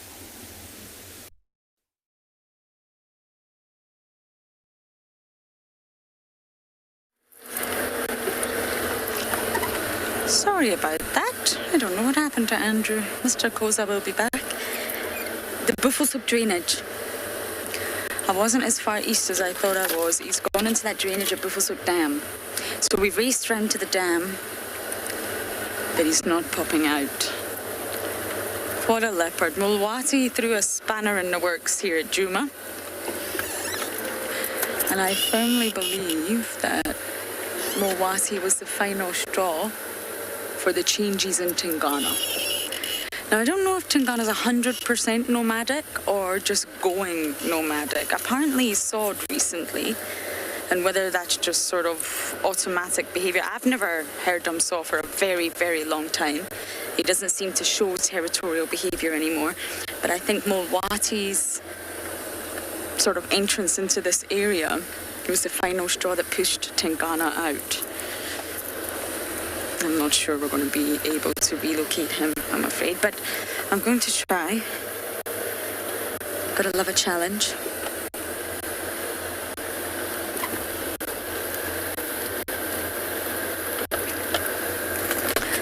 Dom, I'm not sure what you mean by that or how you think I would know about a state of mind, but I mean, it's behaviour changes for sure. That much we can talk about. I'm not sure we can talk about a state of mind, but becoming nomadic would mean you stop being territorial. So you live the life of being stealthy and sneaky and avoiding sort of advertising yourself. So therefore you wouldn't scent mark. Yes, you would urinate and defecate, but you're not going to scent mark and smell the wild basil, and you're not going to call, you're not going to scrape, you're really not going to sort of make everyone know that this is your territory anymore. We might need to push our antenna down a little bit here. And you're living the life quietly, and I think for Tingana that's actually a safer way for him to go because he's 14 years old. Mulwati's a big male leopard. But his state of mind, I'm not sure. But his behaviour, absolutely, it would change. And I really think Tingana's going that way if he's not there already. And it's not bad being nomadic. If it's the safer way for him to be, and it means he doesn't expend so much energy, he doesn't sort of clash with males, then that's absolutely fine. Tingana's thriving, absolutely thriving. I remember many of us were worried about him. There's really no need to be. He is in fabulous condition. Yes, he's an older male, but he's in really, really good physical condition. He's definitely, if he's not fully nomadic, then he's definitely shifted his territory. He's definitely moved further up north. But I mean, he's been seen on Chitwa, he's been seen on Torchwood, he's been seen on Arathusa a lot, Annette's. That's not all Tingana's territory. So to me, that suggests that he's definitely gone nomadic. He's no longer that dominant male. Mulwati is. He's a gorgeous leopard. He's humongous.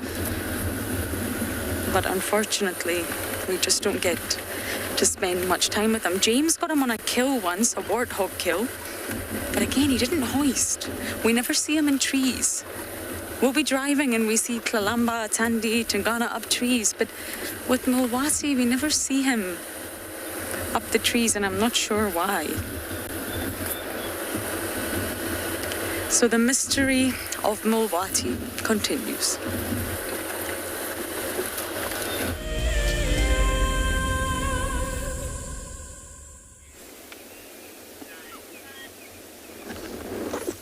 Thank you very much. And are we still staying here put, hoping for this leopard to get mobile? It's going to be very interesting just to see where he's going to go from here.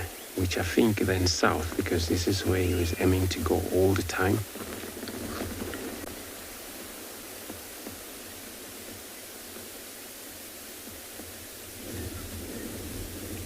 I was trying to explain how I witnessed a lot of hunting technique leopards they have, where during the course of the hot day, and we had a lot of time to follow one of the females that she was hunting. Well, 11 o'clock, it was already daylight and so much hot, and we follow her like 12 o'clock still, follow her, and then she was like carrying on hunting. So hungry leopard, when they're in need for a hunt, for meat, and they have to do their best to get. And what we experienced there, she wouldn't move too much, and when she approached thicket, she also, take her own time. Every time she hopped in one of these thicket, could be a baby antelope hiding. So the minute she pounced, but for nothing, and then she all hoped that maybe something it's gonna happen sometime. So some of these hunting technique, sometimes these leopards can do it. It's amazing. So it's cool that just gonna wait here, see if this leopard is gonna be showing any movement.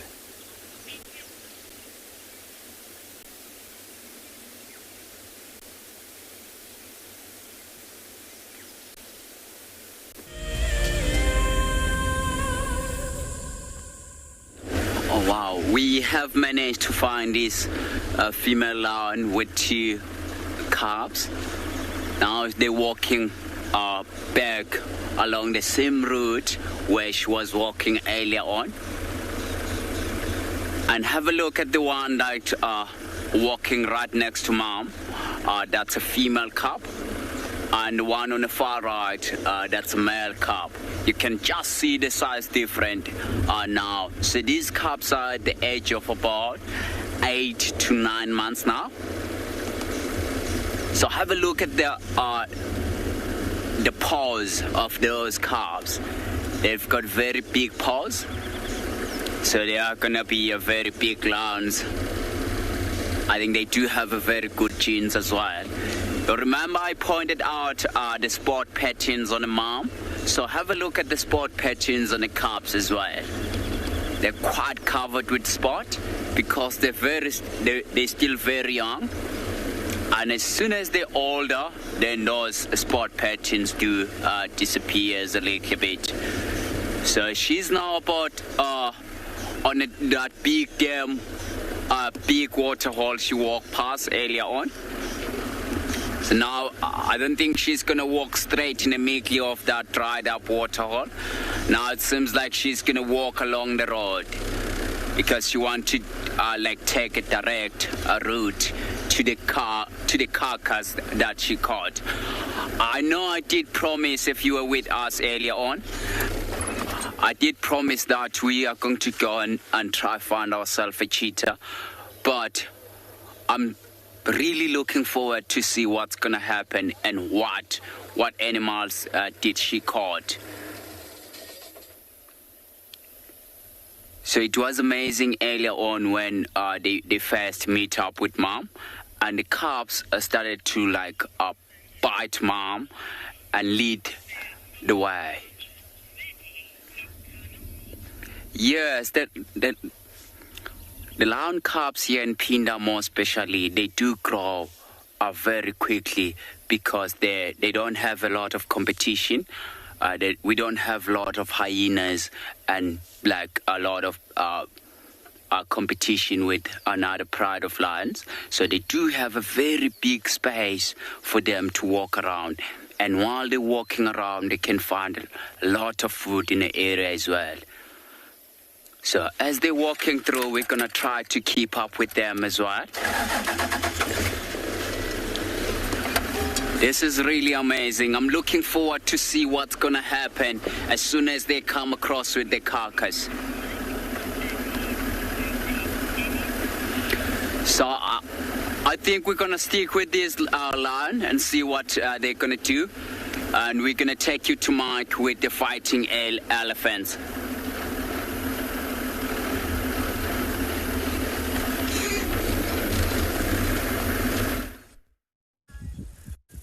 welcome everyone. Welcome to something very interesting. The elephant is busy pulling out a plant which is not native and throwing it away, and then it pulls up another one and throws it away. This plant that it's pulling up is called Ura, and it's very toxic if they fall to certain animals. And this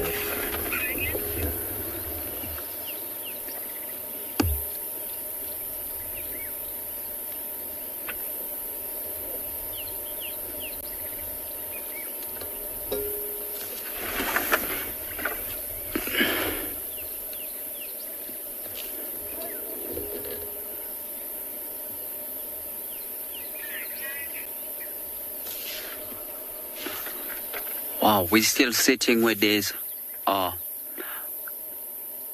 lions. The cubs were playing earlier on. Oh, look at that. So they're starting to have that energy back because it's a lot cooler now. The sun, it's not too hot. So the sun is just going behind the clouds now, which is a good thing. So she's going to cover that ground that she covered earlier on to get to the carcass. But she's still got a long way to go. So the female, she's waiting for the cubs to get so close to her because they're still very young. So she wants to keep an eye onto them. Okay, let's go a little bit forward.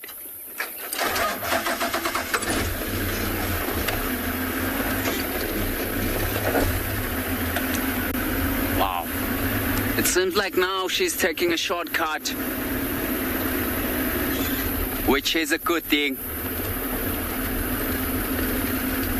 Because she knows that if she does a longer route, and the calves will then get really tired. And because they were so excited earlier on, rubbing the face, mom, and leaking the blood on mom's chin. It was really amazing to see. And after that, they wanted to lead the way. Look at that, a little cub busy sharpening the claws.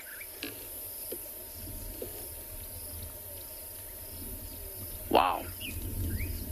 Having a stretch.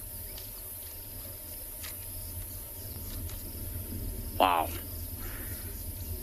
So if that cub does move away, we'll then go and try to see the claw mark on that tree that she's busy sharpening her claws on it. Wow.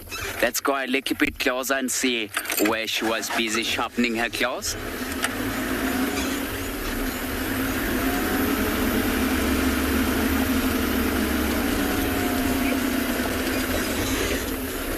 Look where she was busy sharpening her claws here, right next to the car. You can just see the part of the bark and that claw mark. So if you're tracking lions, sometimes you'll see the signs like that. So let's go a little bit closer to them. So if you're tracking lions, there'll be a time whereby you can't really see the tracks itself, but you only see the signs. That kind of the signs that you'll be looking for in a hard ground or hard soil like where they're walking now. It's going to be very impossible to see the tracks, but to see the signs. It's really amazing. Have a look how she's resting now. It's been a long walk for her, and she does try to lie down, and the cubs are busy annoying her because they want to go and find a male. See, she's taking a shortcut. She's gonna walk along the road.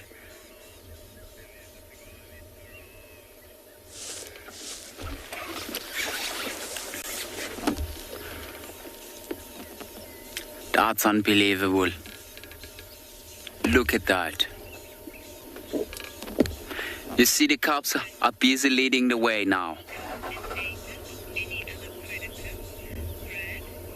Greg, these cubs are in danger with, like if mom she left them and she went to do hunting. And because of the age of them, so the only predators that will be, it's going to be a big male lion, the new male lion that came through this territory and come across with those cubs on their own. Definitely he will try to kill them to force the female to become on estrus. Then the female would come into the area and the cubs will be already dead. But we don't have, as I said earlier on, we don't have a lot of or a big hyena population here. So I think they're getting further away. We're going to try to keep up with them. Wow. So we don't have a lot of hyenas in this area. So they don't really have a lot of predators. Sometimes it does happen that you'll find the leopard coming across with a lion cub and trying to kill the cubs. But for those cubs, because they're a lot bigger now, the chances of the leopard trying to kill them are very slim, because they're almost the size of the lion now, or the old elder lion. Wow, that's amazing. This is the very, very pretty area. It's one of my favorite spots in the whole of Game Reserve, with these huge big trees around.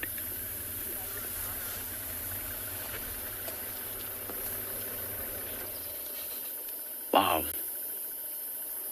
this is amazing.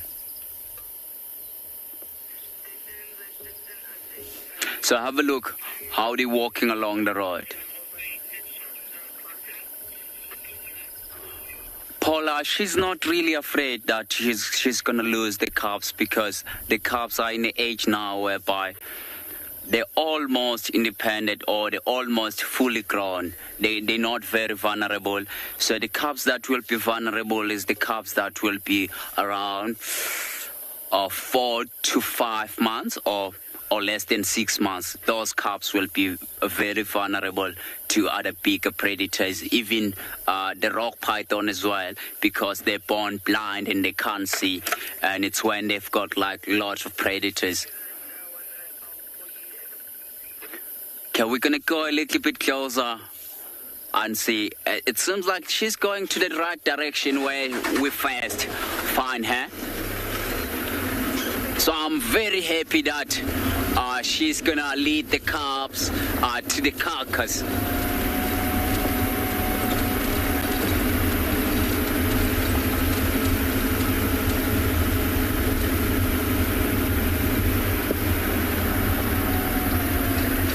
There they are in front of us.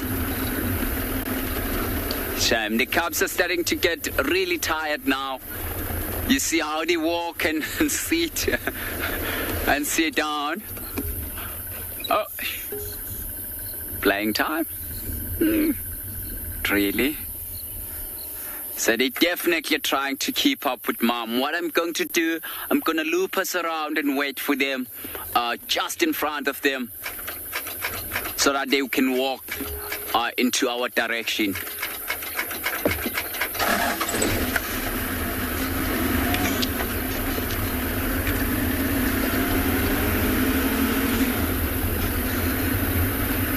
Shame, she's also very tired now. She's starting to pant a lot.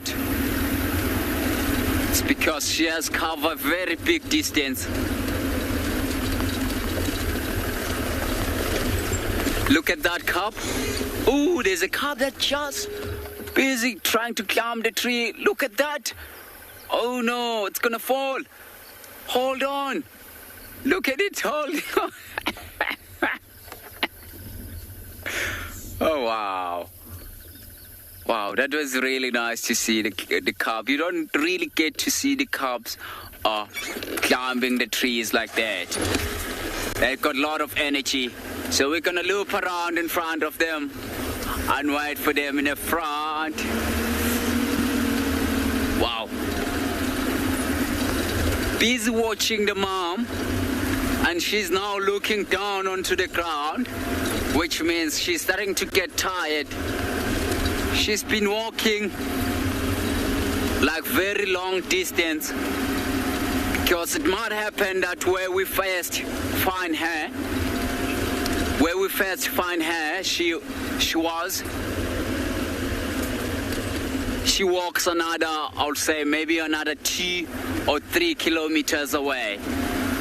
So, but anyway, we're gonna sit tight with her and see what she's gonna do. I'm really looking forward. I think I'm going to guess that she did catch. It's either a warthog or a Ngala. I've got a feeling. But anyway, I might be wrong.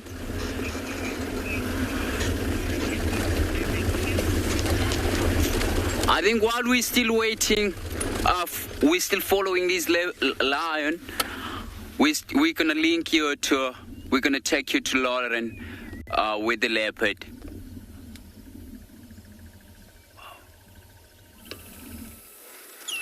No, it's not Mulwati, I'm afraid. No, that's definitely not Mulwati. That's not even a leopard. But this is Kalamba, our princess. And not much left of her carcass. I think it's a lamb, an impala lamb, and she's lounging. She's doing what Kalamba does best, and lunges. Now this is what I mean. We always see Kalamba, Tandi, Tangana, Shudulu up trees, the arboreal life. But with Mulwati, he just baffles me. We all talk about him in camp, not in a bad way, just in the fact that he's never seen up a tree. He must not hoist. He just must not hoist, and that's why he's never seen. I mean, the leopards are not aware of what roads are, and therefore sometimes you'll find a leopard just climbs a marula right next to the road, and that's how you can spot them. But Mulwati has never been seen up a tree, at least in Djuma. Possibly on Arathus or the west, possibly.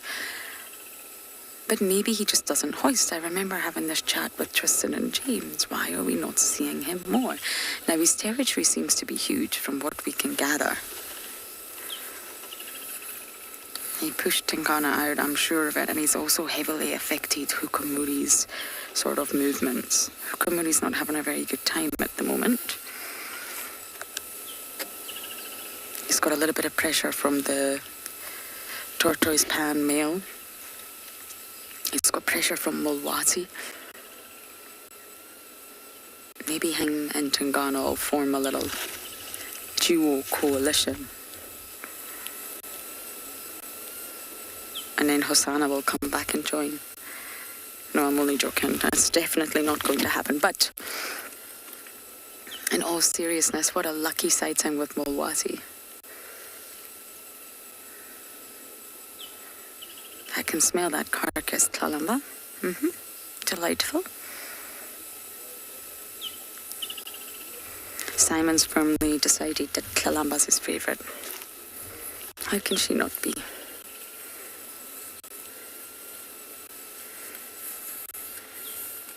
Now, I had her on Torchwood yesterday, so she stayed on Torchwood.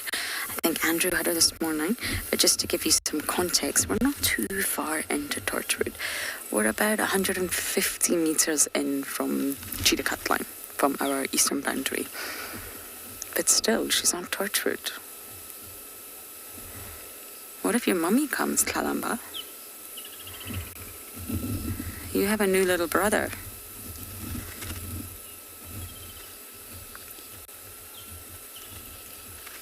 Debbie, I have no idea. It depends how hungry she is. It depends how full she was. Now, to be honest, Kalamba's killing almost every day. I don't think this cat ever goes hungry. Really. But she's always stocked up. She's like me on the vehicle. I got asked what my hack was this morning, and I couldn't think, but my hack is to always have food, always have snacks. And I think Kalamba's the exact same.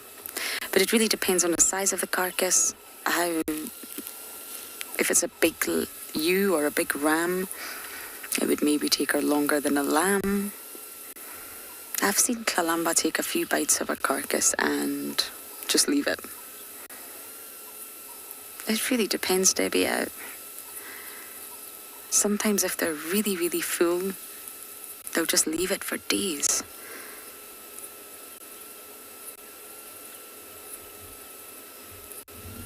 But it's raining leopards here. Andrew had Tingana, got Kalamba, Mulwati, and I think there's another leopard, I'm not sure who, been spotted literally down south. We go through periods, and I knew this was going to happen. We go through periods of not seeing a leopard for days, and then all of a sudden you kick a marula tree and they just all fall out.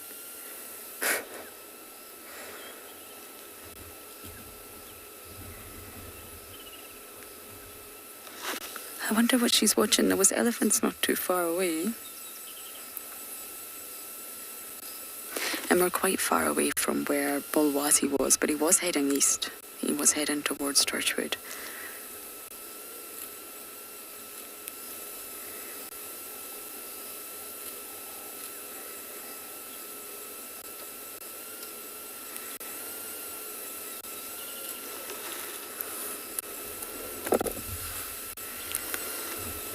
Maddie, again, it depends. It depends on when she first starts mating, environmental factors, resource availability. They say on average a female leopard starts to mate and give birth around 4 years old. And of course the male offspring, the sons, if you like, tend to stay with mom for about 2 years. So every 2 years, technically, she can mate again. And then she has to go through a gestation period of 3.5 months. And then, of course, rear her offspring. Depends how old they live for. But they will reproduce right until the very end. There's no sort of... I mean, look at Tandy. She's doing incredible. It's a natural instinct to reproduce. And even old leopardesses are known to still sort of give birth.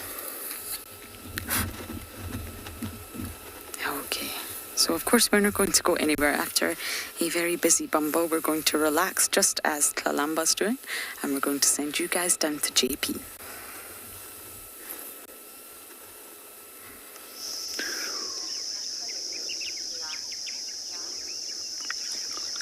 Good afternoon and welcome back to Tswalu. We just found a small breeding herd of Springbok ewes. And if you look closer underneath the belly, you can see that the bellies are quite swollen. So quite often they drop their lambs very close by to periods with high rainfall, but there's sufficient amount of food. Unlike impala, which has got a fixed breeding season, these animals will breed at any time of year and lamb at any time of year. Generally, they've got roughly a 5.5 month gestation period. So what I would like to also point out to you is how well they adapt to tolerate heat. Here you can see how this female has got her bum towards the sun. This is a strategy to deflect the heat away from the main part of the body, while the underparts are also white, and quite often when we do see them, they're feeding on open calcrete plains areas with little sparse grasses.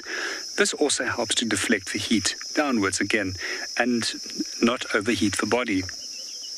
Springbok itself can tolerate very high temperatures, just like oryx, so therefore perfectly adapted to desert and semi-desert environments.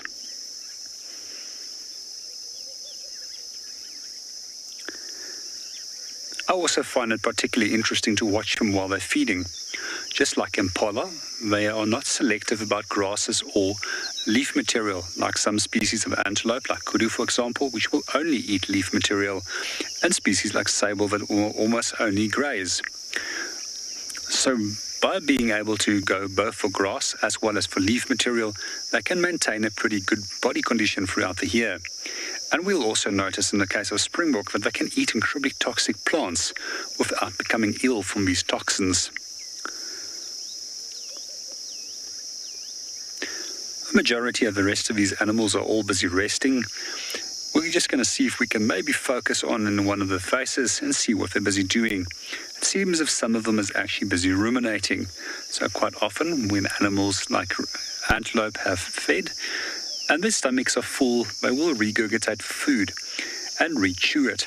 And then it will go through a process of a number of different stomach chambers, which will assist with the digestion of the food and enable it to gain the maximum amount of nutrients from the food that it ate.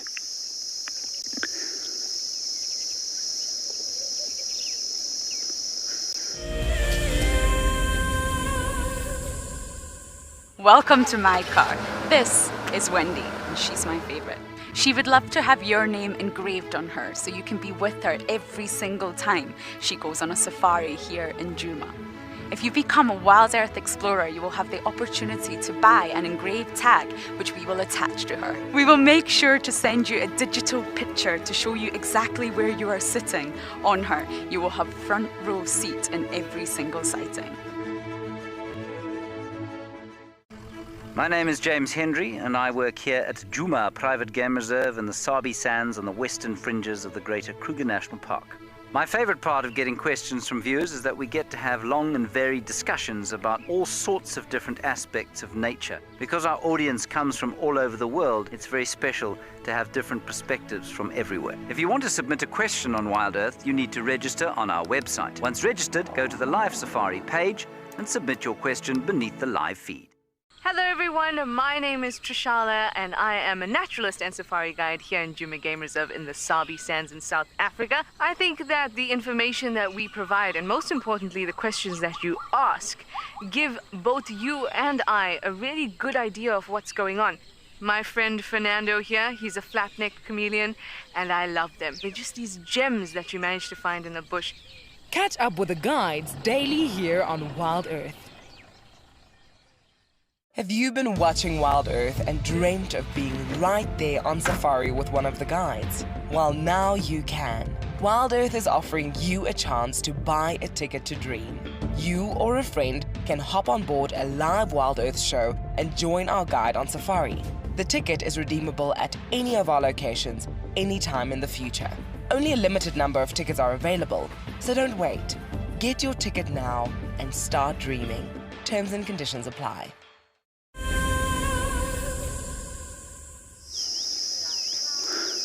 Welcome back to Tswalu. We're still with our small breeding herd of Springbok, and we're just watching them at the moment.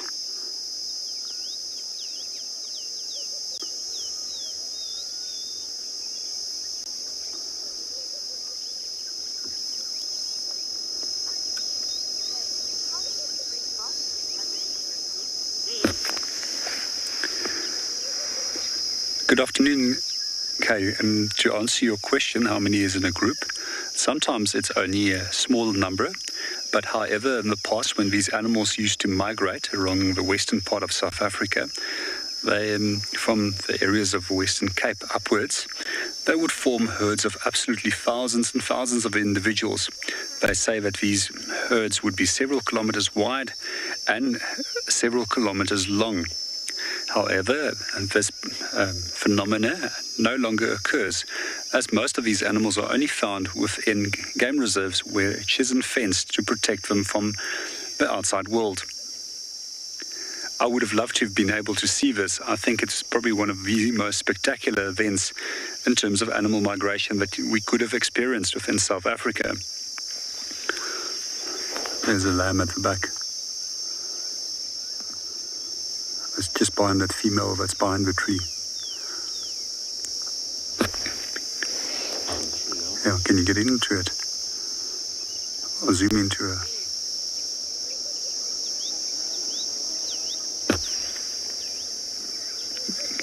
You get it? Have a look on the screen now. Yes, we've got it. Yeah. Also in the group, there is actually a lamb that we have found that was born maybe a few weeks ago already.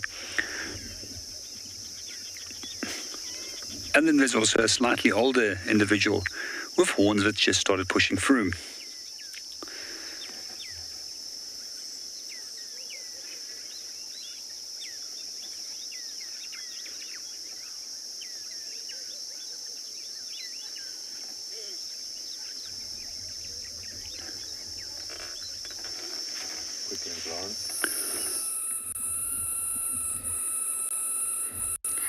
entirely sure what our cat here is trying to do. It appears she's trying to come down, but can't figure out how to come down. But that can be the case. We know Kalamba. She's very alert.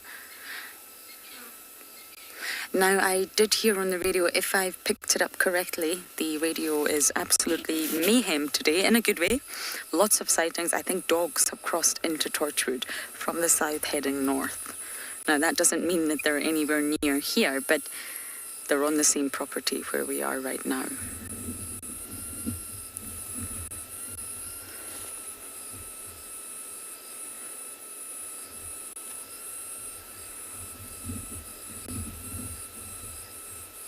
Kalamba, we know you're an expert in the trees. What are you doing?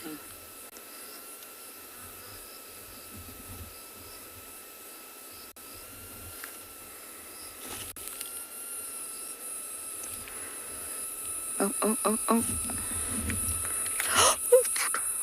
Kalamba. Well done, Simon.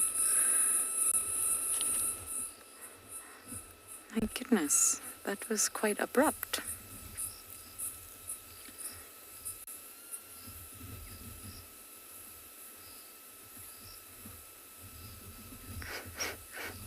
Hello.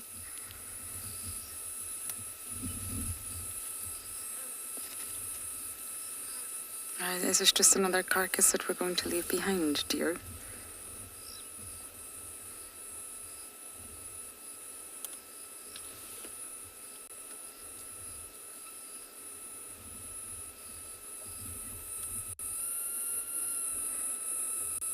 Okay, we're going to try to follow Kalamba as best as we can, and we're now going to send you over to some cute little lion cubs.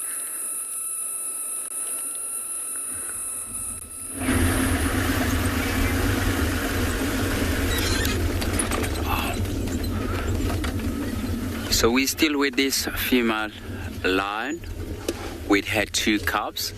Her two cubs are just playing around just behind her. So we're gonna sit with her because the cubs will then come shortly and join mom. And she's still keeping an eye on the direction where she wants to go. So she's still got a long way to go, still, to get to the carcass.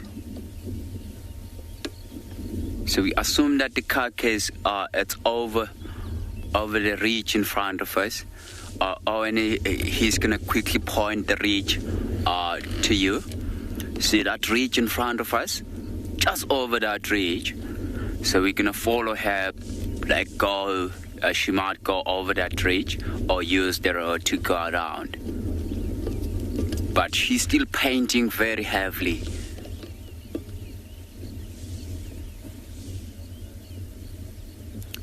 Because it was a really hot day today. Look at that.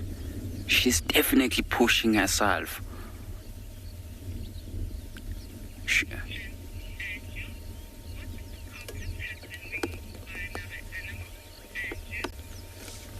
And if the carcass has been removed by another animal, she's gonna try to sniff it to follow the scent. If it's a bigger predator, or perhaps like a man lion, then she's gonna move out the way quickly. But where she's going, she's still within her territory and within her male territory. So if say like for an example, the leopard come across with that carcass, then as soon as she come into the carcass, the leopard will then leave the carcass and run away.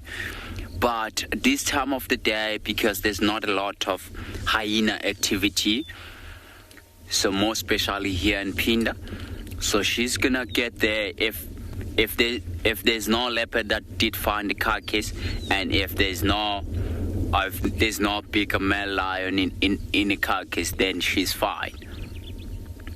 She's definitely forcing herself to walk straight there. See, she's waiting for the cubs to get a little bit closer. She's watching them. when first she came across with the cubs, she wanted to rest a little bit before she started leading the way.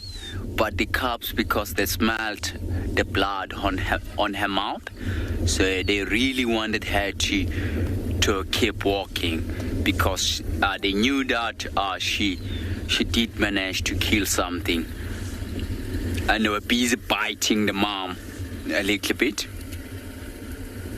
So it seems like she's gonna go right inside that bush in front of her.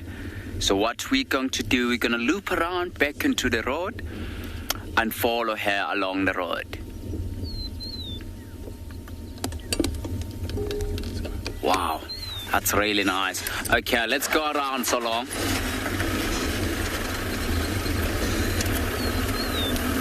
So while she is leading the way to go to the carcass, to whatever she caught, and if she does come across with another opportunity to hunt, she will definitely go for it, because they don't know when it's going to be the next meal for them.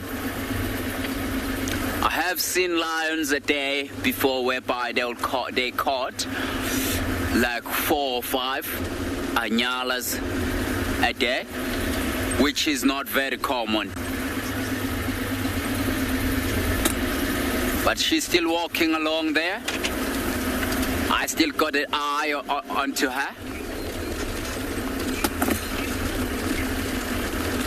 So I think while we're looping around, we're gonna take you to Lauren. He's gonna show you the very beautiful leopard.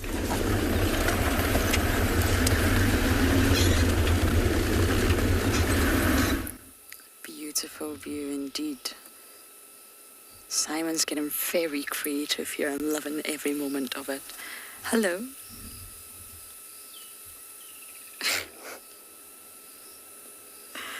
Luckily for us, she's now on a fallen over marula. Oh no. Okay, good. She's actually putting her head inside and seeing if there's anything edible. Look at that leg splayed. Oh, Tlalamba, you make my heart melt every single time.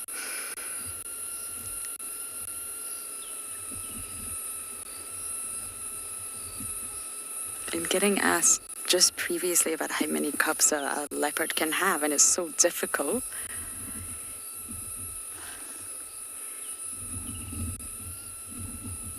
It's a big investment. It's a big maternal investment for most mammals to have offspring, especially for a leopard. A life of solitary. Avoiding your enemies, male and female. Finding males to mate with. Hunting. Stashing your offspring away in a den so that no one can find them. Then rearing them, lactation. Then teaching them to hunt. Then hunting for them. It's a big investment. Then mothers have to sort of give a section of their territory away to their daughters. So then she'll have to shift her own. It's not a case of, here is a chunk of my territory, dear, you enjoy. No, it's all about shifting and moving like a mobile jigsaw puzzle. Everyone's got to fit around and fit into this puzzle. Tlalamba obviously won't just take a small section of a territory. She will to start with, but then she'll expand. So then the mother's got to shift and change and maneuver. Then everyone around the mother's got to shift and change. It's a really, really high level of investment for a leopard to have cubs.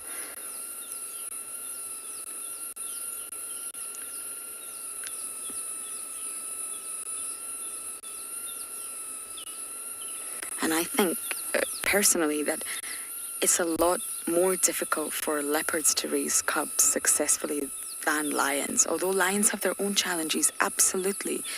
They're so lucky in the fact that they allosuckle.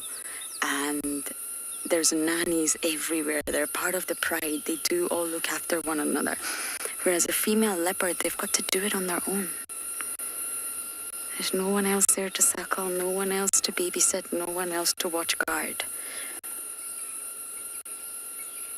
There's a high level of maternal care for lions as well. But for leopards, I just think it's remarkable, and Tandy's done such a fine job.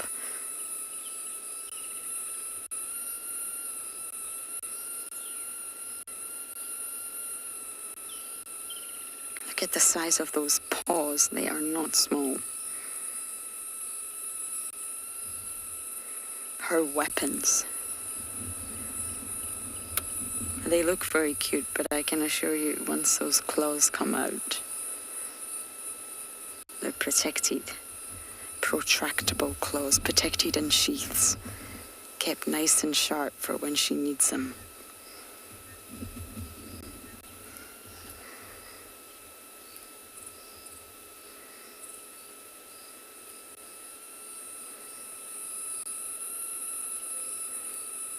Pixie, she does look comfortable, doesn't she?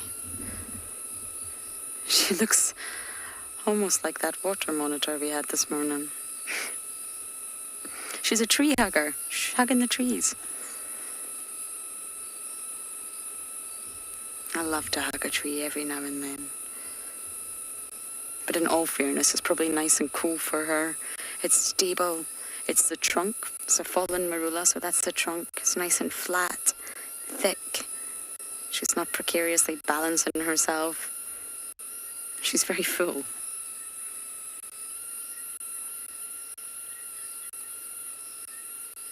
It's been a really lucky day leopard-wise. There's 4 different leopards in one day from sunrise to sunset.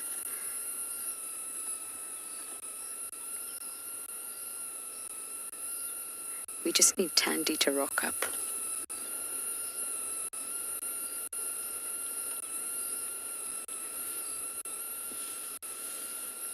Should probably go into quite a deep snooze right now, but the sun is starting to set. It's slightly overcast, and I imagine once it gets dark, our kitty hero will wake up and be active once again.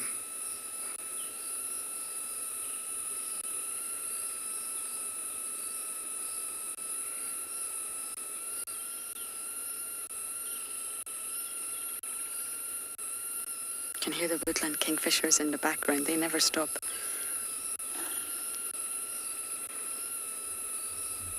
Summer's a chance to stock up on all your nutrition and fat reserves. It's the perfect time for Tlalamba to really sort of increase, fill out if there's any filling out she's left to do. She's territorial now, and get ready for potentially being a mother at some point next year. Potentially. Wishful thinking.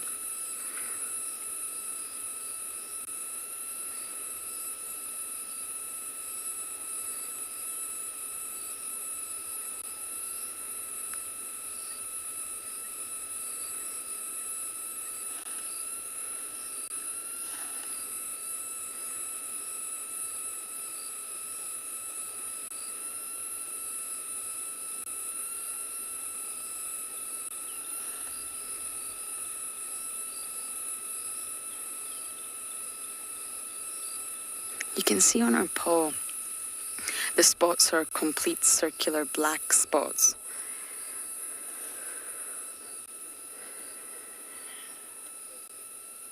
It's only when you get to the sort of body, as if you go up her arm, Simon, I'll give you a view, there you go.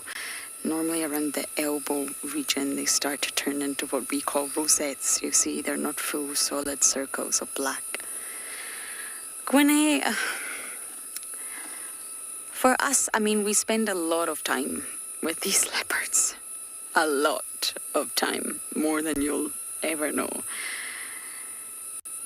And I think it's safe for me to say they all look incredibly different. It may take some time to get used to them, but I'm sure even Simon, who's new with us, will start to be able to see the difference. Once you spend time with them, they do all look different, and you can start to pick out key features.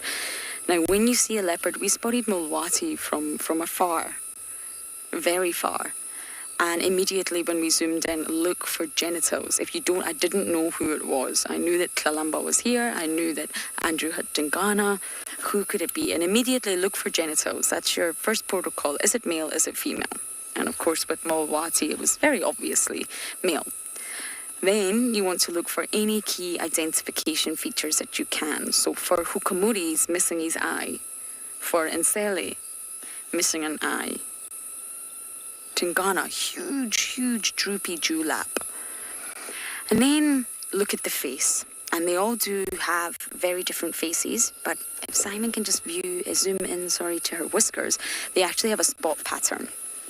And the spot pattern is that top row of whiskers, if you like, and each individual leopard will have a spot pattern, but it's not unique to each leopard, and that's the tricky thing. Some leopards will have the same spot pattern, but for example, Kalamba is 5'5". So if you just look at that very top line, you can see 5 dots. You see? So each leopard will have a spot pattern. So if you're really unsure who you've just seen, try to look at the spot pattern. But if you're new with us, you really will, after a while, get used to the different looks. And you can also start to see leopards that are related, but that takes time, of course. But genital check, key identification, key features, and then look at the spot pattern. Also, if you're really unsure, try to look at where you are out here. Each leopard that we know really of who's an adult will have a territory. You're not going to find Shadulu on Torchwood. So if you find a leopard that you think, oh, could this be Shadulu? If it's on Torchwood, it's not going to be Shadulu. So you can sort of start to piece together the jigsaw like that. They all have unique walks. They all have unique behaviors. Eventually, you do get used to it. So from one sleepy apex predator, we're going to send you across to another.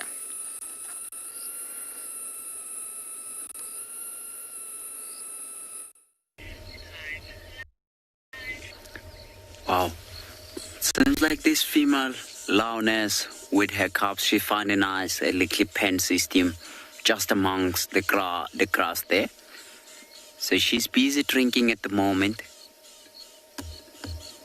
because it was a nice hot day. Look like she is just finishing drinking now. But where she was drinking, I don't think it's a nice clear water. It's a very dirty water, which means the lions, they do have like a strong stomach.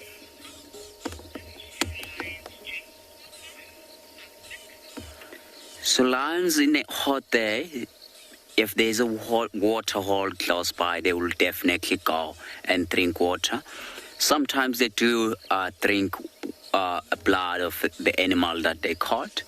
But normally, if it's near the water hole, even in a hot, and if they've got a carcass close by, they have to go and drink water. So there's some impalas right up ahead on a hillside. They're running away now. So they have seen the leopard. They have seen the lion walking through here. So they quickly ran away.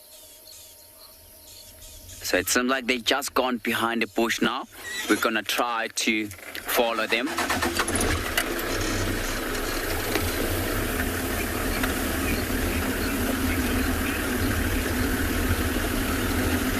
I think we're gonna stick with these lions and see what they are going to do. We're gonna take you to Andrew. He's gonna show you some elephants.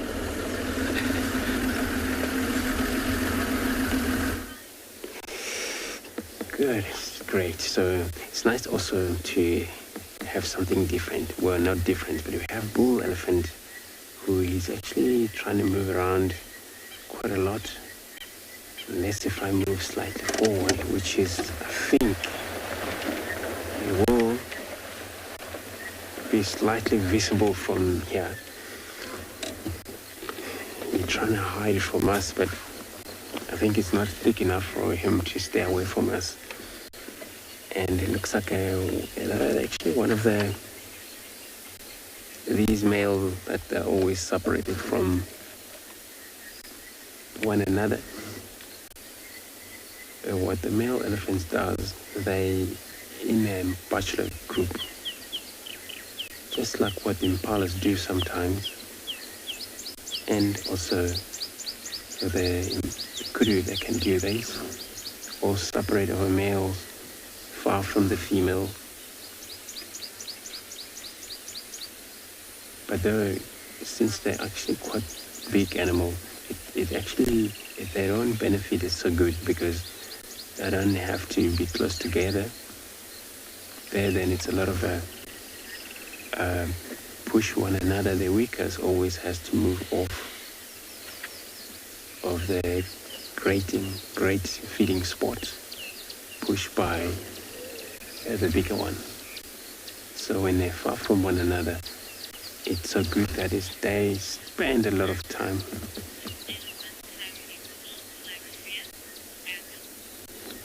Adam, so you want to know if the elephant have emotion or fear. So they do, and most of them behavior that elephants have, and it's very interesting about this animal, where their fear or emotion they have, it's closely related to even human, where we, in a family member, when somebody die, we all so sad and all cry around. Same to this animal. And of course, some of these behavior they got similar to human. But in terms of also knowing that every time they do something different to other animal, it's a hurt. They know that.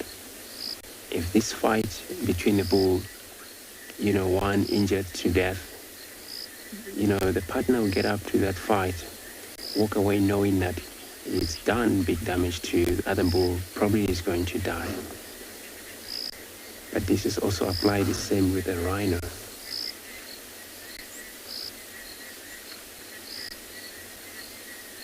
They're actually quite big animal, but it's easy for them to hide. But at the same time, they do actually fear of a lot of things in their lives, including human. We are a threat. Sometimes this fear we're talking about, when they're actually not happy about or scared of something they're not sure about. So they finally run away from anything so small like a lizard, sometimes moving through across them by mistake and they don't see it. And then of course, they all heard. Normally in a herd, they just ran, all of them. Stop from a far distance. But when they stop looking at the back, they're all, expecting such a big thing they can see. Meanwhile, it was a smaller thing. So I'm sure he's just going to hide away from us. But we're going to carry on. Hopefully we'll get another space back to that Ngala again. Would be good just to see how he does.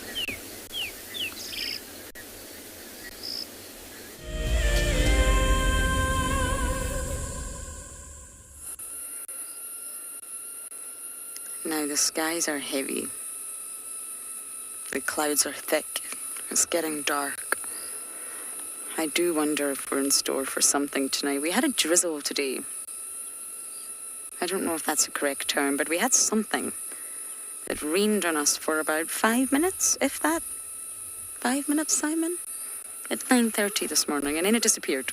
But I think tonight we're in for more rain. I can feel it. I think Tlalamba can feel it too.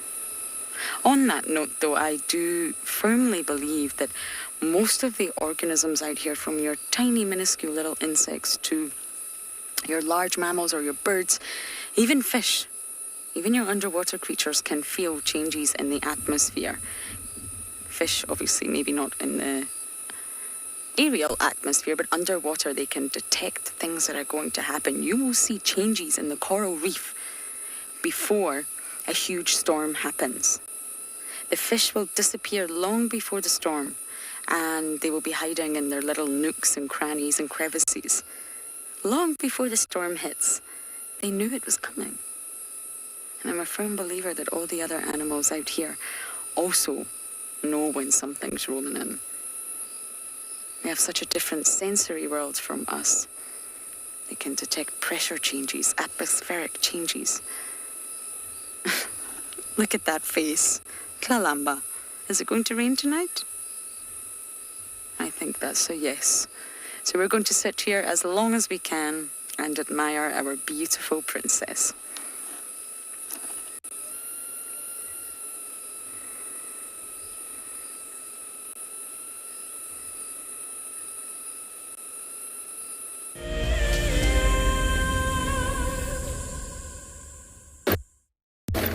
Trying to see if we can make our way back to that Ngana and so I think I have to text standby and see if maybe we got another visual of him. But the last update is that he's still flat on that last position we left him, so no change. So we believe that, you know, we might have to see him again, unless if maybe he move into a river where nobody can follow there due to a wedge. But if you stick on a road, and I think the lock is going to be going until we all have a good look at him.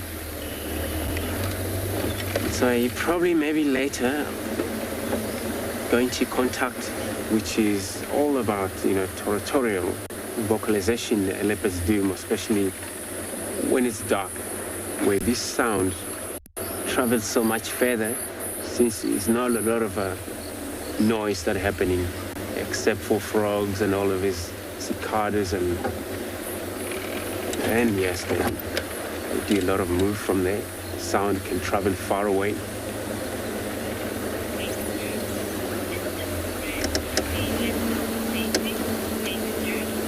Next, dude. So you're asking if it's rare to see a leopard mating. If you have a lot of, you know, male or mix of male, females in the area, actually it's not rare, but it's only rare to actually, you know, notice even when you find them, whether the female she's on estuaries or males. Male is always ready to mate. Females, she comes on estuaries. Then it's not rare. Actually, when they mate, they actually mate publicly. You have a chance to see them mate right in the open. If it's a chance, it's an open space. Sometimes you gotta have a look.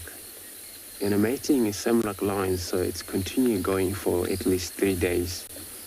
And then the process like that sometimes can be about 2.5, 3 days roughly, mating non-stop. So now we come across the bull giraffe right in front of us.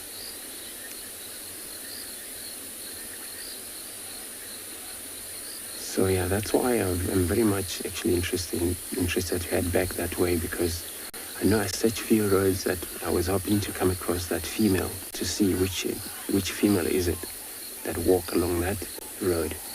And then if it happened hooked up together, and then of course, and then if she's not pregnant or at some stage she's on estrus, and it means that, you know, they're hooked up together.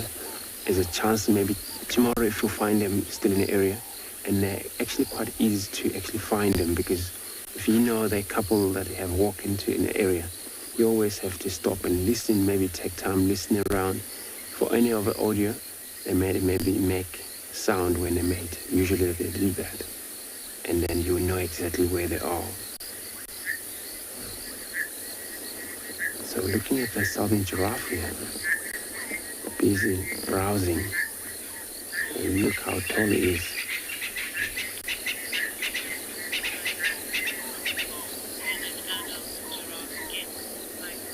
Michael, so you want to know how tall is giraffe, especially the males. They get up to 6 meter high. Females that get 3.5 to 4 meter high sometimes, but the males are a lot taller. So he's busy looking at us. He's probably because they have actually incredible hearing. And us sights, they have a lot of chance to see far enough around them because they're a lot taller animal. See, there's ears. They're always switching back, forth, just like a satellite. This is actually to deduct any of a sound coming from the back or wherever. But sense of smell also is great. And you're just staring at us, look. Just heard an owlet calling from the background.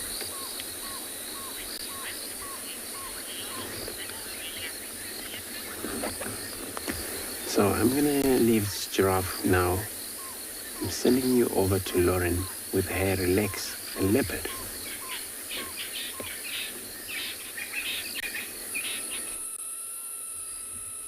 We're still snoozing here, not Simon and I, but Miss Tlalamba.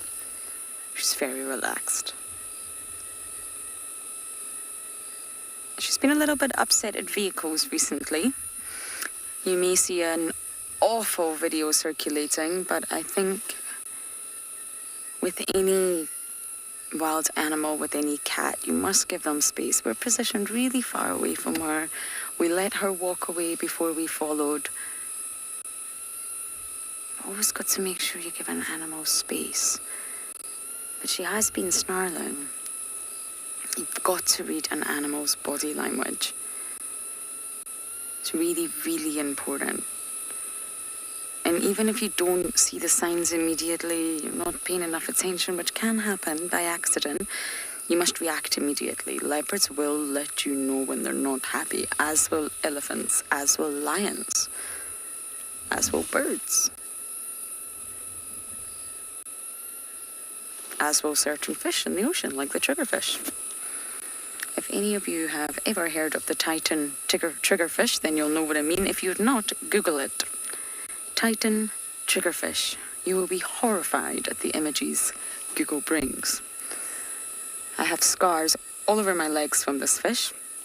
I am more scared of it than I am a shark, including a tiger shark and a great white shark. This fish is terrifying. It's only protecting its babas, so. And it's normally a female that's guarding her nest.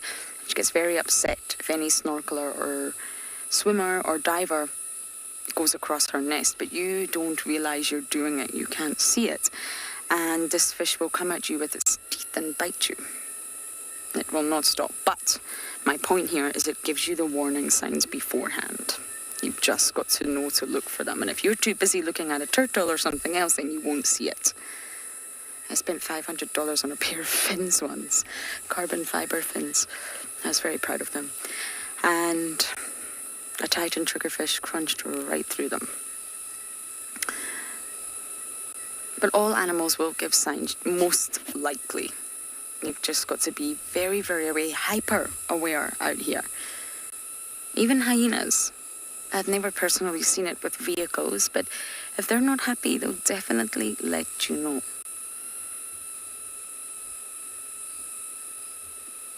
And we spoke about body language in elephants this morning. It was a nice discussion, but there's also body language that you can read in most mammals. When you sort of get to other groups of animals, it becomes a little bit trickier to relate, but you can definitely read the signs.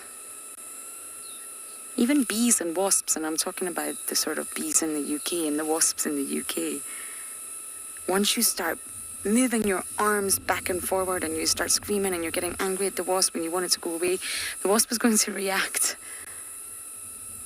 And it'll start really flying at you fast and furious before stinging you, which can be rather painful. But if you just react calm, watch the wasp. It's just going to fly around you. It's just going to fly away. It's not going to bother you. Your reaction causes a change in the wasp's reaction. And although I maybe wouldn't call it body language, you still can pay attention to that wasp to avoid being stung most of the time.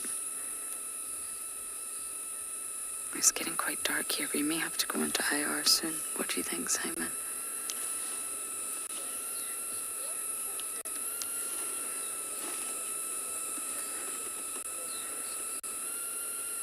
Grown up. Testicles? Testicles is a good point. They're very obvious in male leopards. Very obvious. Lovely golden orbs, we shall call them. Females obviously do not have them, but other than that, size.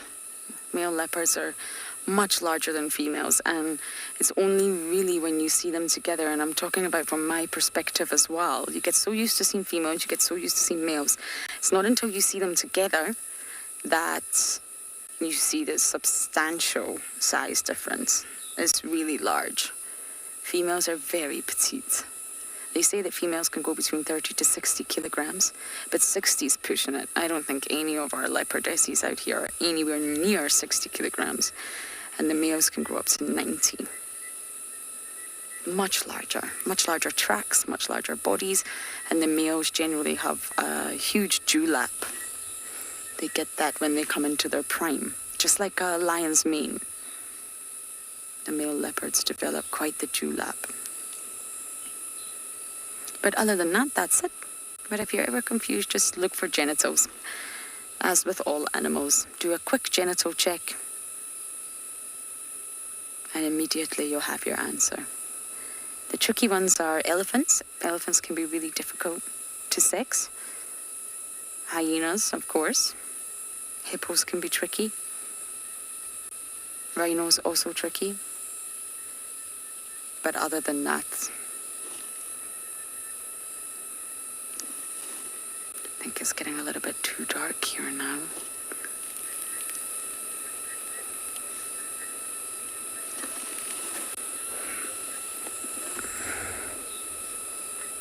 Simon, have you got your IR light on? Okay, we're going to go into IRFC.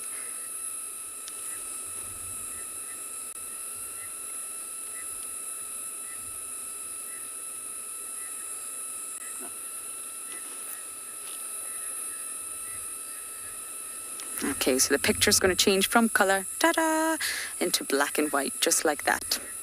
And that's because we don't have enough ambient light anymore. We do not shine spotlights. So the picture will look quite different, but we're now using our infrared light. It's just getting a little bit too dark there.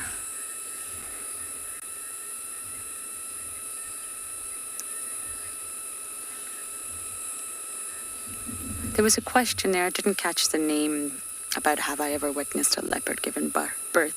Not in the wild, I have not. They're very secretive about it. It was from Matt. No, I have not. I'm not sure any of us have. Normally they give birth in sort of drainage lines, deep in the thicket, and they'll stash them in a den site. That's because there's it's a low survival rate for leopard cubs, and I think if we came across a leopard that was given birth, that would be a tricky situation. Would you stay to avoid further disturbance? You definitely would not call it in on the radio, or would you just leave to let the leopardess be? I guess you would have to make that decision at the time, but they're very, very secretive about it.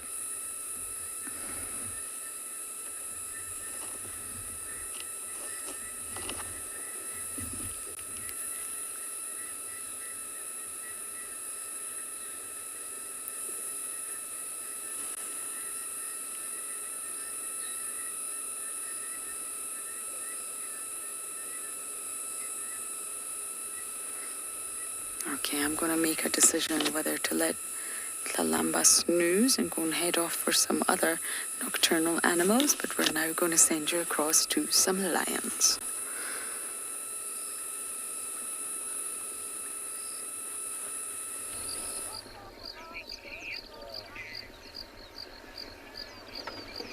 Wow. We still with these 3 lions. We're still following them. Although we did go through the area where we couldn't show you what was happening, but you didn't miss out a lot. We still following them. She's still leading the cubs to where she caught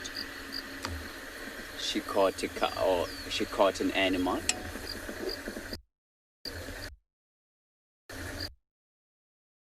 just there. I think let's go there quickly and have a look what's happening. I'm gonna go along. Seems like she's gone. She's sitting up there with the long grass. See what's what. We're gonna go a little bit closer and have a look.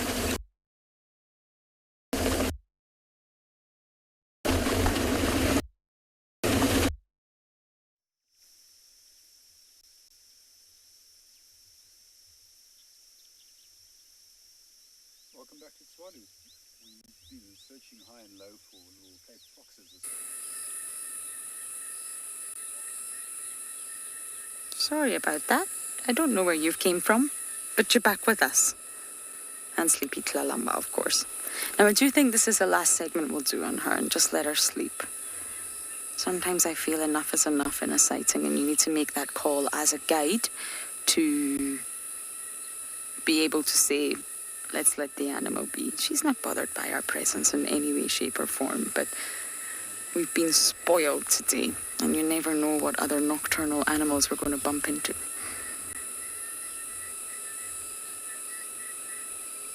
Now, Mulwati was definitely on patrol. I'd love to bump into him again. He got named after our dry riverbed, although it's not so dry anymore, that's for sure. Our soggy riverbed, the Mulwati. It's still not 100% drivable just yet after the rains, but it was definitely flowing then. So it's really not the dry riverbed, is it? But he's named after the Mulwati.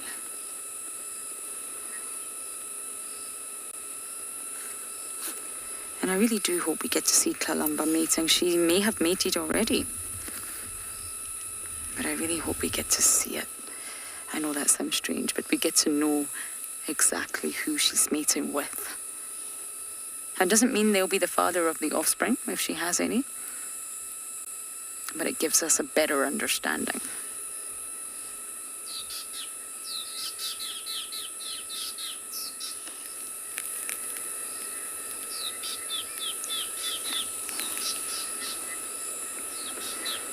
Well, Miss Tlalamba, you have been an absolute pleasure. I'm not sure you've enjoyed our company as much as we've enjoyed yours. She might be around tomorrow. There's definitely some meat left on that kill. But knowing Tlalamba, she might not be around tomorrow. Who knows? It'd be nice if she crossed back onto Djuma. Don't tell the Tortured people that.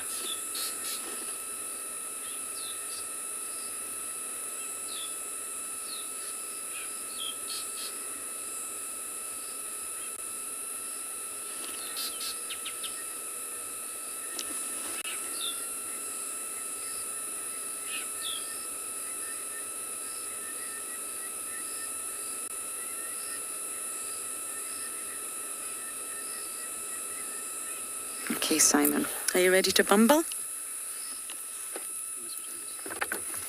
Let us bumble. I'm just getting my spotlight out.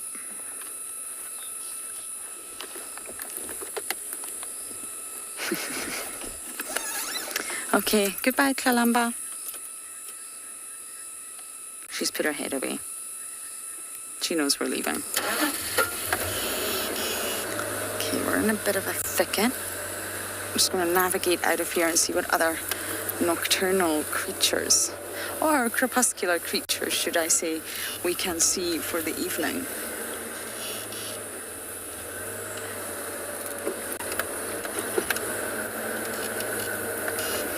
Okay, I'm going to try and navigate my way out of here in the dark, and we're going to send you across to Andrew to see what he's up to.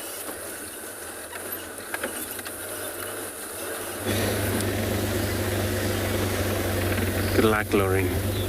So what update that I have now is that, Tingana, he actually got mobile, but then he had northwest from that last position. So, and now I'm gonna try see if I can get there, but no, maybe not get to feed to everybody, in terms of maybe it's going to be lower down, so the signal is going to be exactly where he's going, where he had a kill for a few days, since yesterday. That's where he's going back to. So I'm going to get another update from the guys that they're following up on him. So if he maybe change his mind coming back south, then of course he's going to be heading back to that northern boundary between Djuma and Prrivate. So that's the update so far. But I'm also hoping, since I'm working with the spotlight now, to see if, that female leopard tracks that we saw, she's around. Because yes, it happened that maybe she didn't move far away, but it's got to be about communication. If she ever vocal or he ever communicates, makes any sound, this is how then you will know exactly that she's still around. Because then either she will respond or not respond. Maybe later she will sneak in, because from vocalization, they won't sometimes tell which one is which until they see one another. But she will know it's a male. You will know it's a female. That vocalization is taking place on the other side. So that's what I'm hoping, actually, to see it happen. The way he was actually pushing south, I always cross my finger that he would end up somewhere around Gary Dam or Galago Pen area. So, but it doesn't look like it. It's probably needed a shade away. We just left him just for a rest a bit, and then gain more energy to move again. But with that full belly, I don't think he would carry on for a long move. It's probably going to settle down for another couple of hours. Understand the temperature is dropping now. It's already dropped down, so we're probably going to interested on moving. So while I'm doing this, shining around, hoping to find any of the other female around here, I'm going to be sending you over to JP.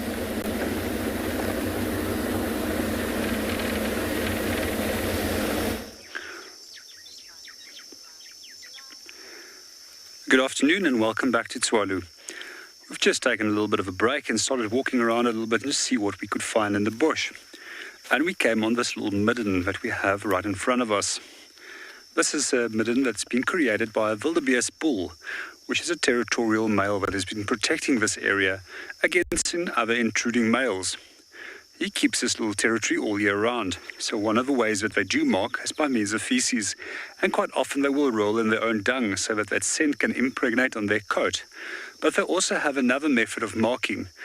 Underneath their eye, there's a very prominent gland, which is known as a preorbital gland, which will provide a sticky secretion, which they will often wipe on the side of branches.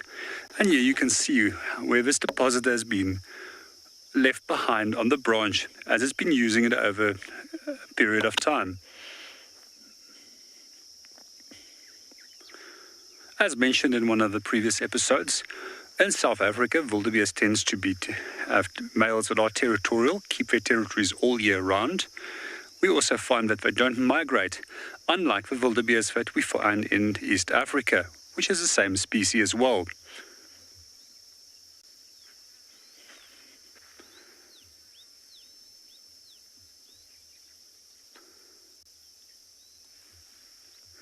We're just going to, for a few seconds,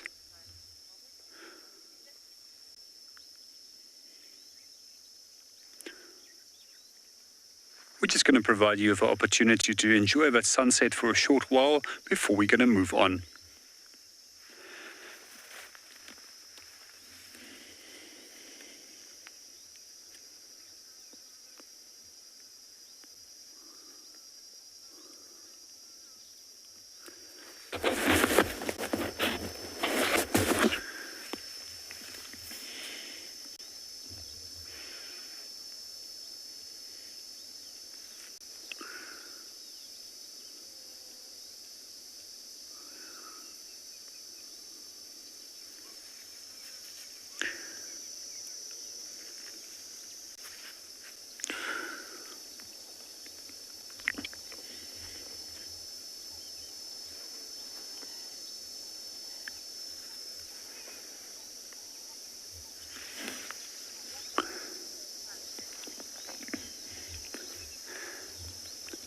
Good afternoon and welcome to For Show, Tracy. I do agree with you.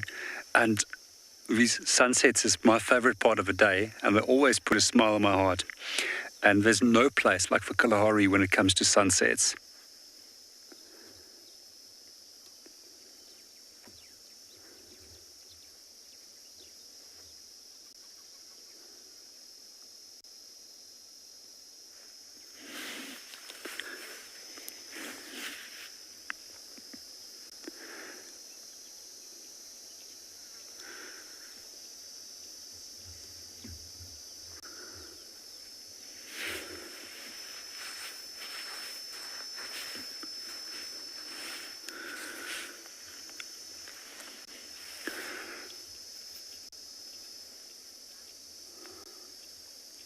And meanwhile, while you're enjoying the final moments of that sunset, we're going to hand you over to Bosani, who is currently viewing lion.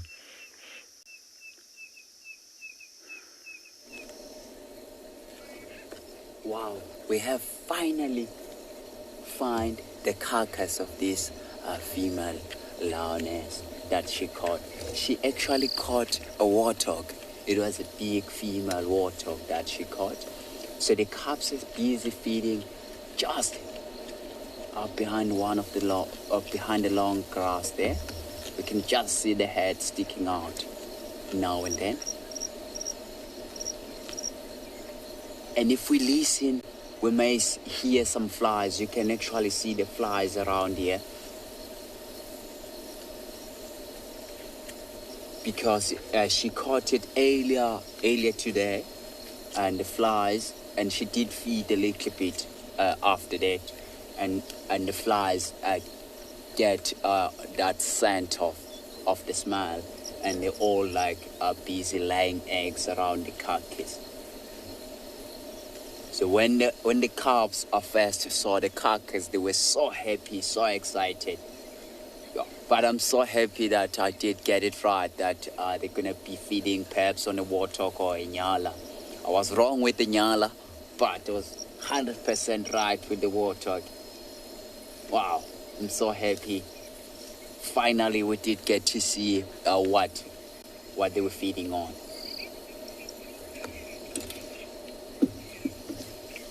Giraffe girl, the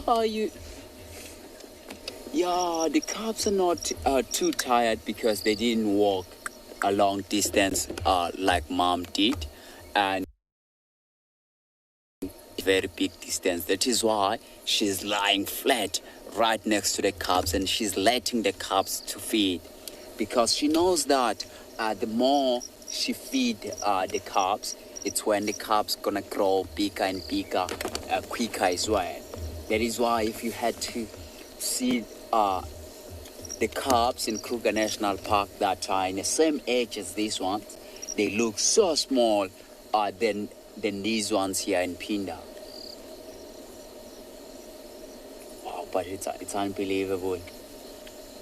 And first, when we first find her, we didn't see the carcass, but we saw the blood on her face, and I knew exactly that she did make a kill. That shows you that with an experience of you being in the bush, you do become familiar with these animals around here, and the behavior as well. And because she wasn't stopping all the time, she wasn't a machine walking around and trying to cover some ground. So we knew exactly that. I knew exactly that she's gonna go and fetch the cubs. She did make a kill somewhere close by. Or where we first found her, it wasn't too far away from here. So probably this kill it happened midday sometimes. So the lions here in Phinda, as I said earlier on, they are adapted to walk in the daytime to specifically look for warthogs. So she might have caught these warthogs not too far from here. So there's, I'm sure she might have pulled it right against this bush on the left-hand side and tried to hide it away from vultures. Because some other predators,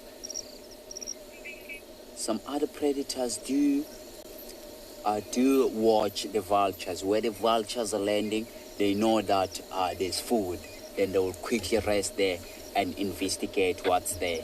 And she's so clever and smart to hide the carcass away.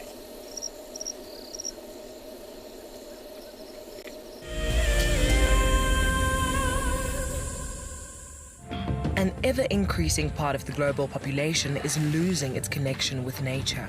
WildEarth is here to reduce people's stress and anxiety, allowing you to escape into nature even just for a few hours a day.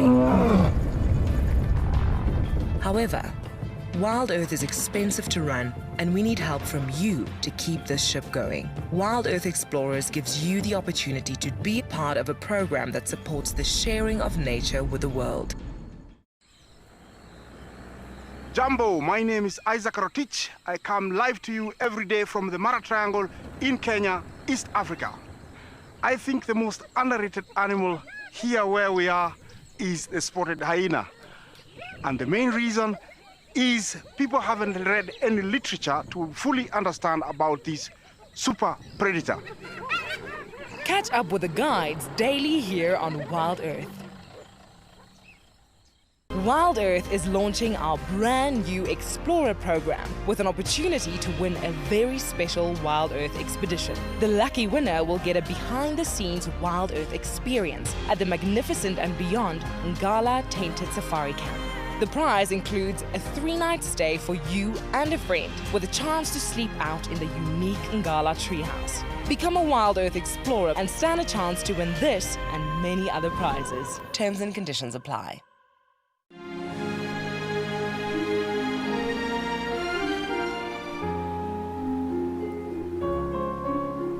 You are cheeky. That was a brave decision. Amber Eyes is... Oh. That is so magic.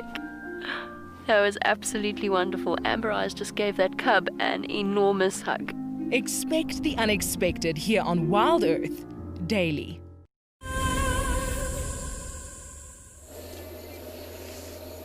Wow, we're still sitting with these lions, and the cubs are still busy feeding at the back there. And one of the female cubs, she went and joined mom, and now she's going back to the carcass again to feed.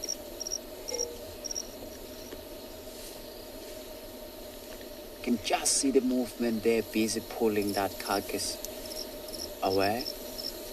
And because there's only 2 of them, there's not a lot of fighting that's going on. So the female warthog, it's like a decent sized animal. And they can all, like both of them, they can feed without fighting. If it was like the whole pride here, there will be a lot of fighting and a lot of growling as well. But they're quite happy where they are. You can just hear them chewing now and then.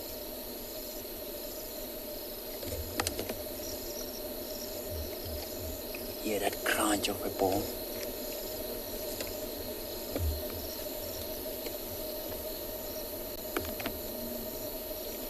But have a look how long the grass is around where they are. And for her to ambush the warthogs around here, it did give her a very good opportunity to catch the warthog. And can you imagine the size of the warthog? It's not very tall. It's not a very tall animal, the warthog here. So for her to catch the warthogs, it was a lot easier. I think we're gonna take you across to JP. He's gonna show you some jackal.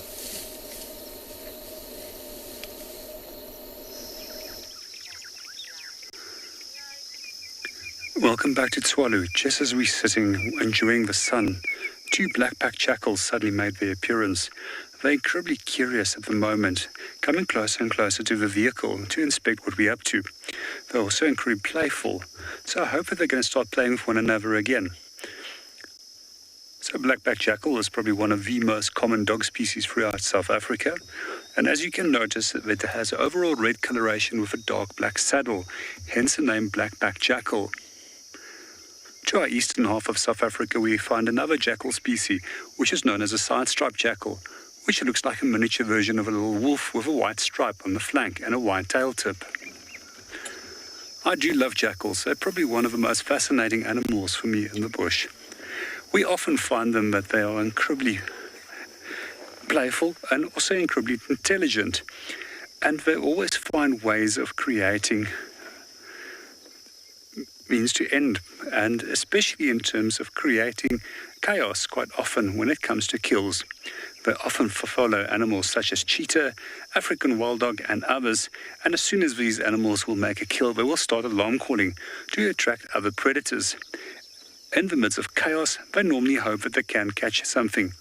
These two little guys, however, they're just disappearing for the evening. They're going to go and trot off, see what they can go and find.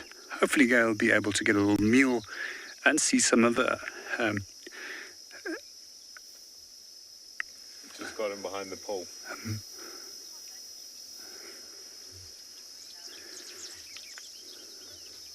Yeah, we can see him again. Okay, we've just got back onto them. Good afternoon, Elizabeth. Just to add on to your comment, yes, they are stunning animals to watch, and especially if you can find jackal pups. They're probably some of the most playful animals as well to watch.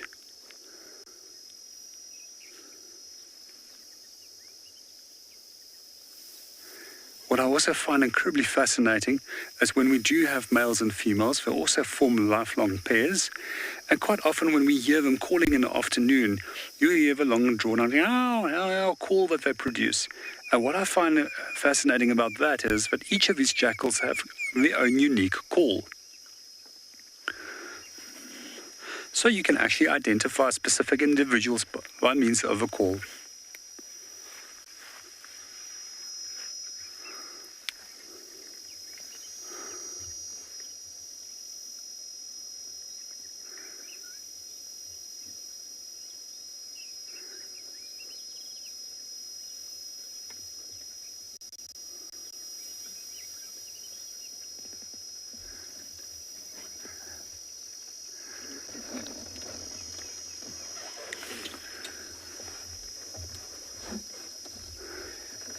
They've just disappeared down the road. We've lost visual of them. But yeah, we're going to just turn back to that beautiful sunset that everybody can just enjoy. And it's absolutely stunning with the clouds this evening. So quite often if we do have clouds, it actually just makes the sunset so much more beautiful and picturesque.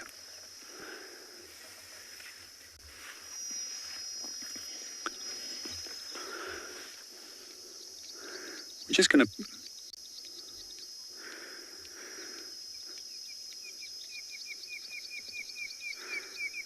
we're just going to provide everybody a short little while just to soak up those beautiful sounds as well as that sunset.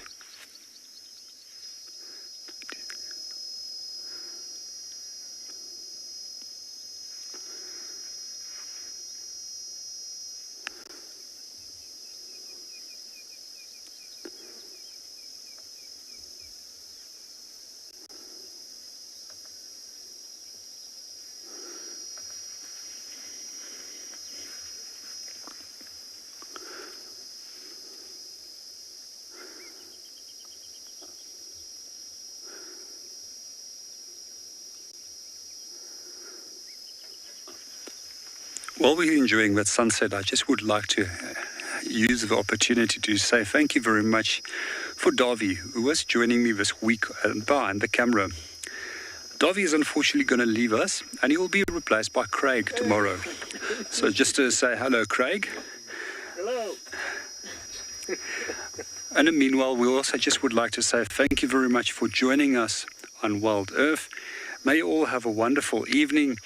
And we hope to catch up with you tomorrow morning at 5:30 Central African time.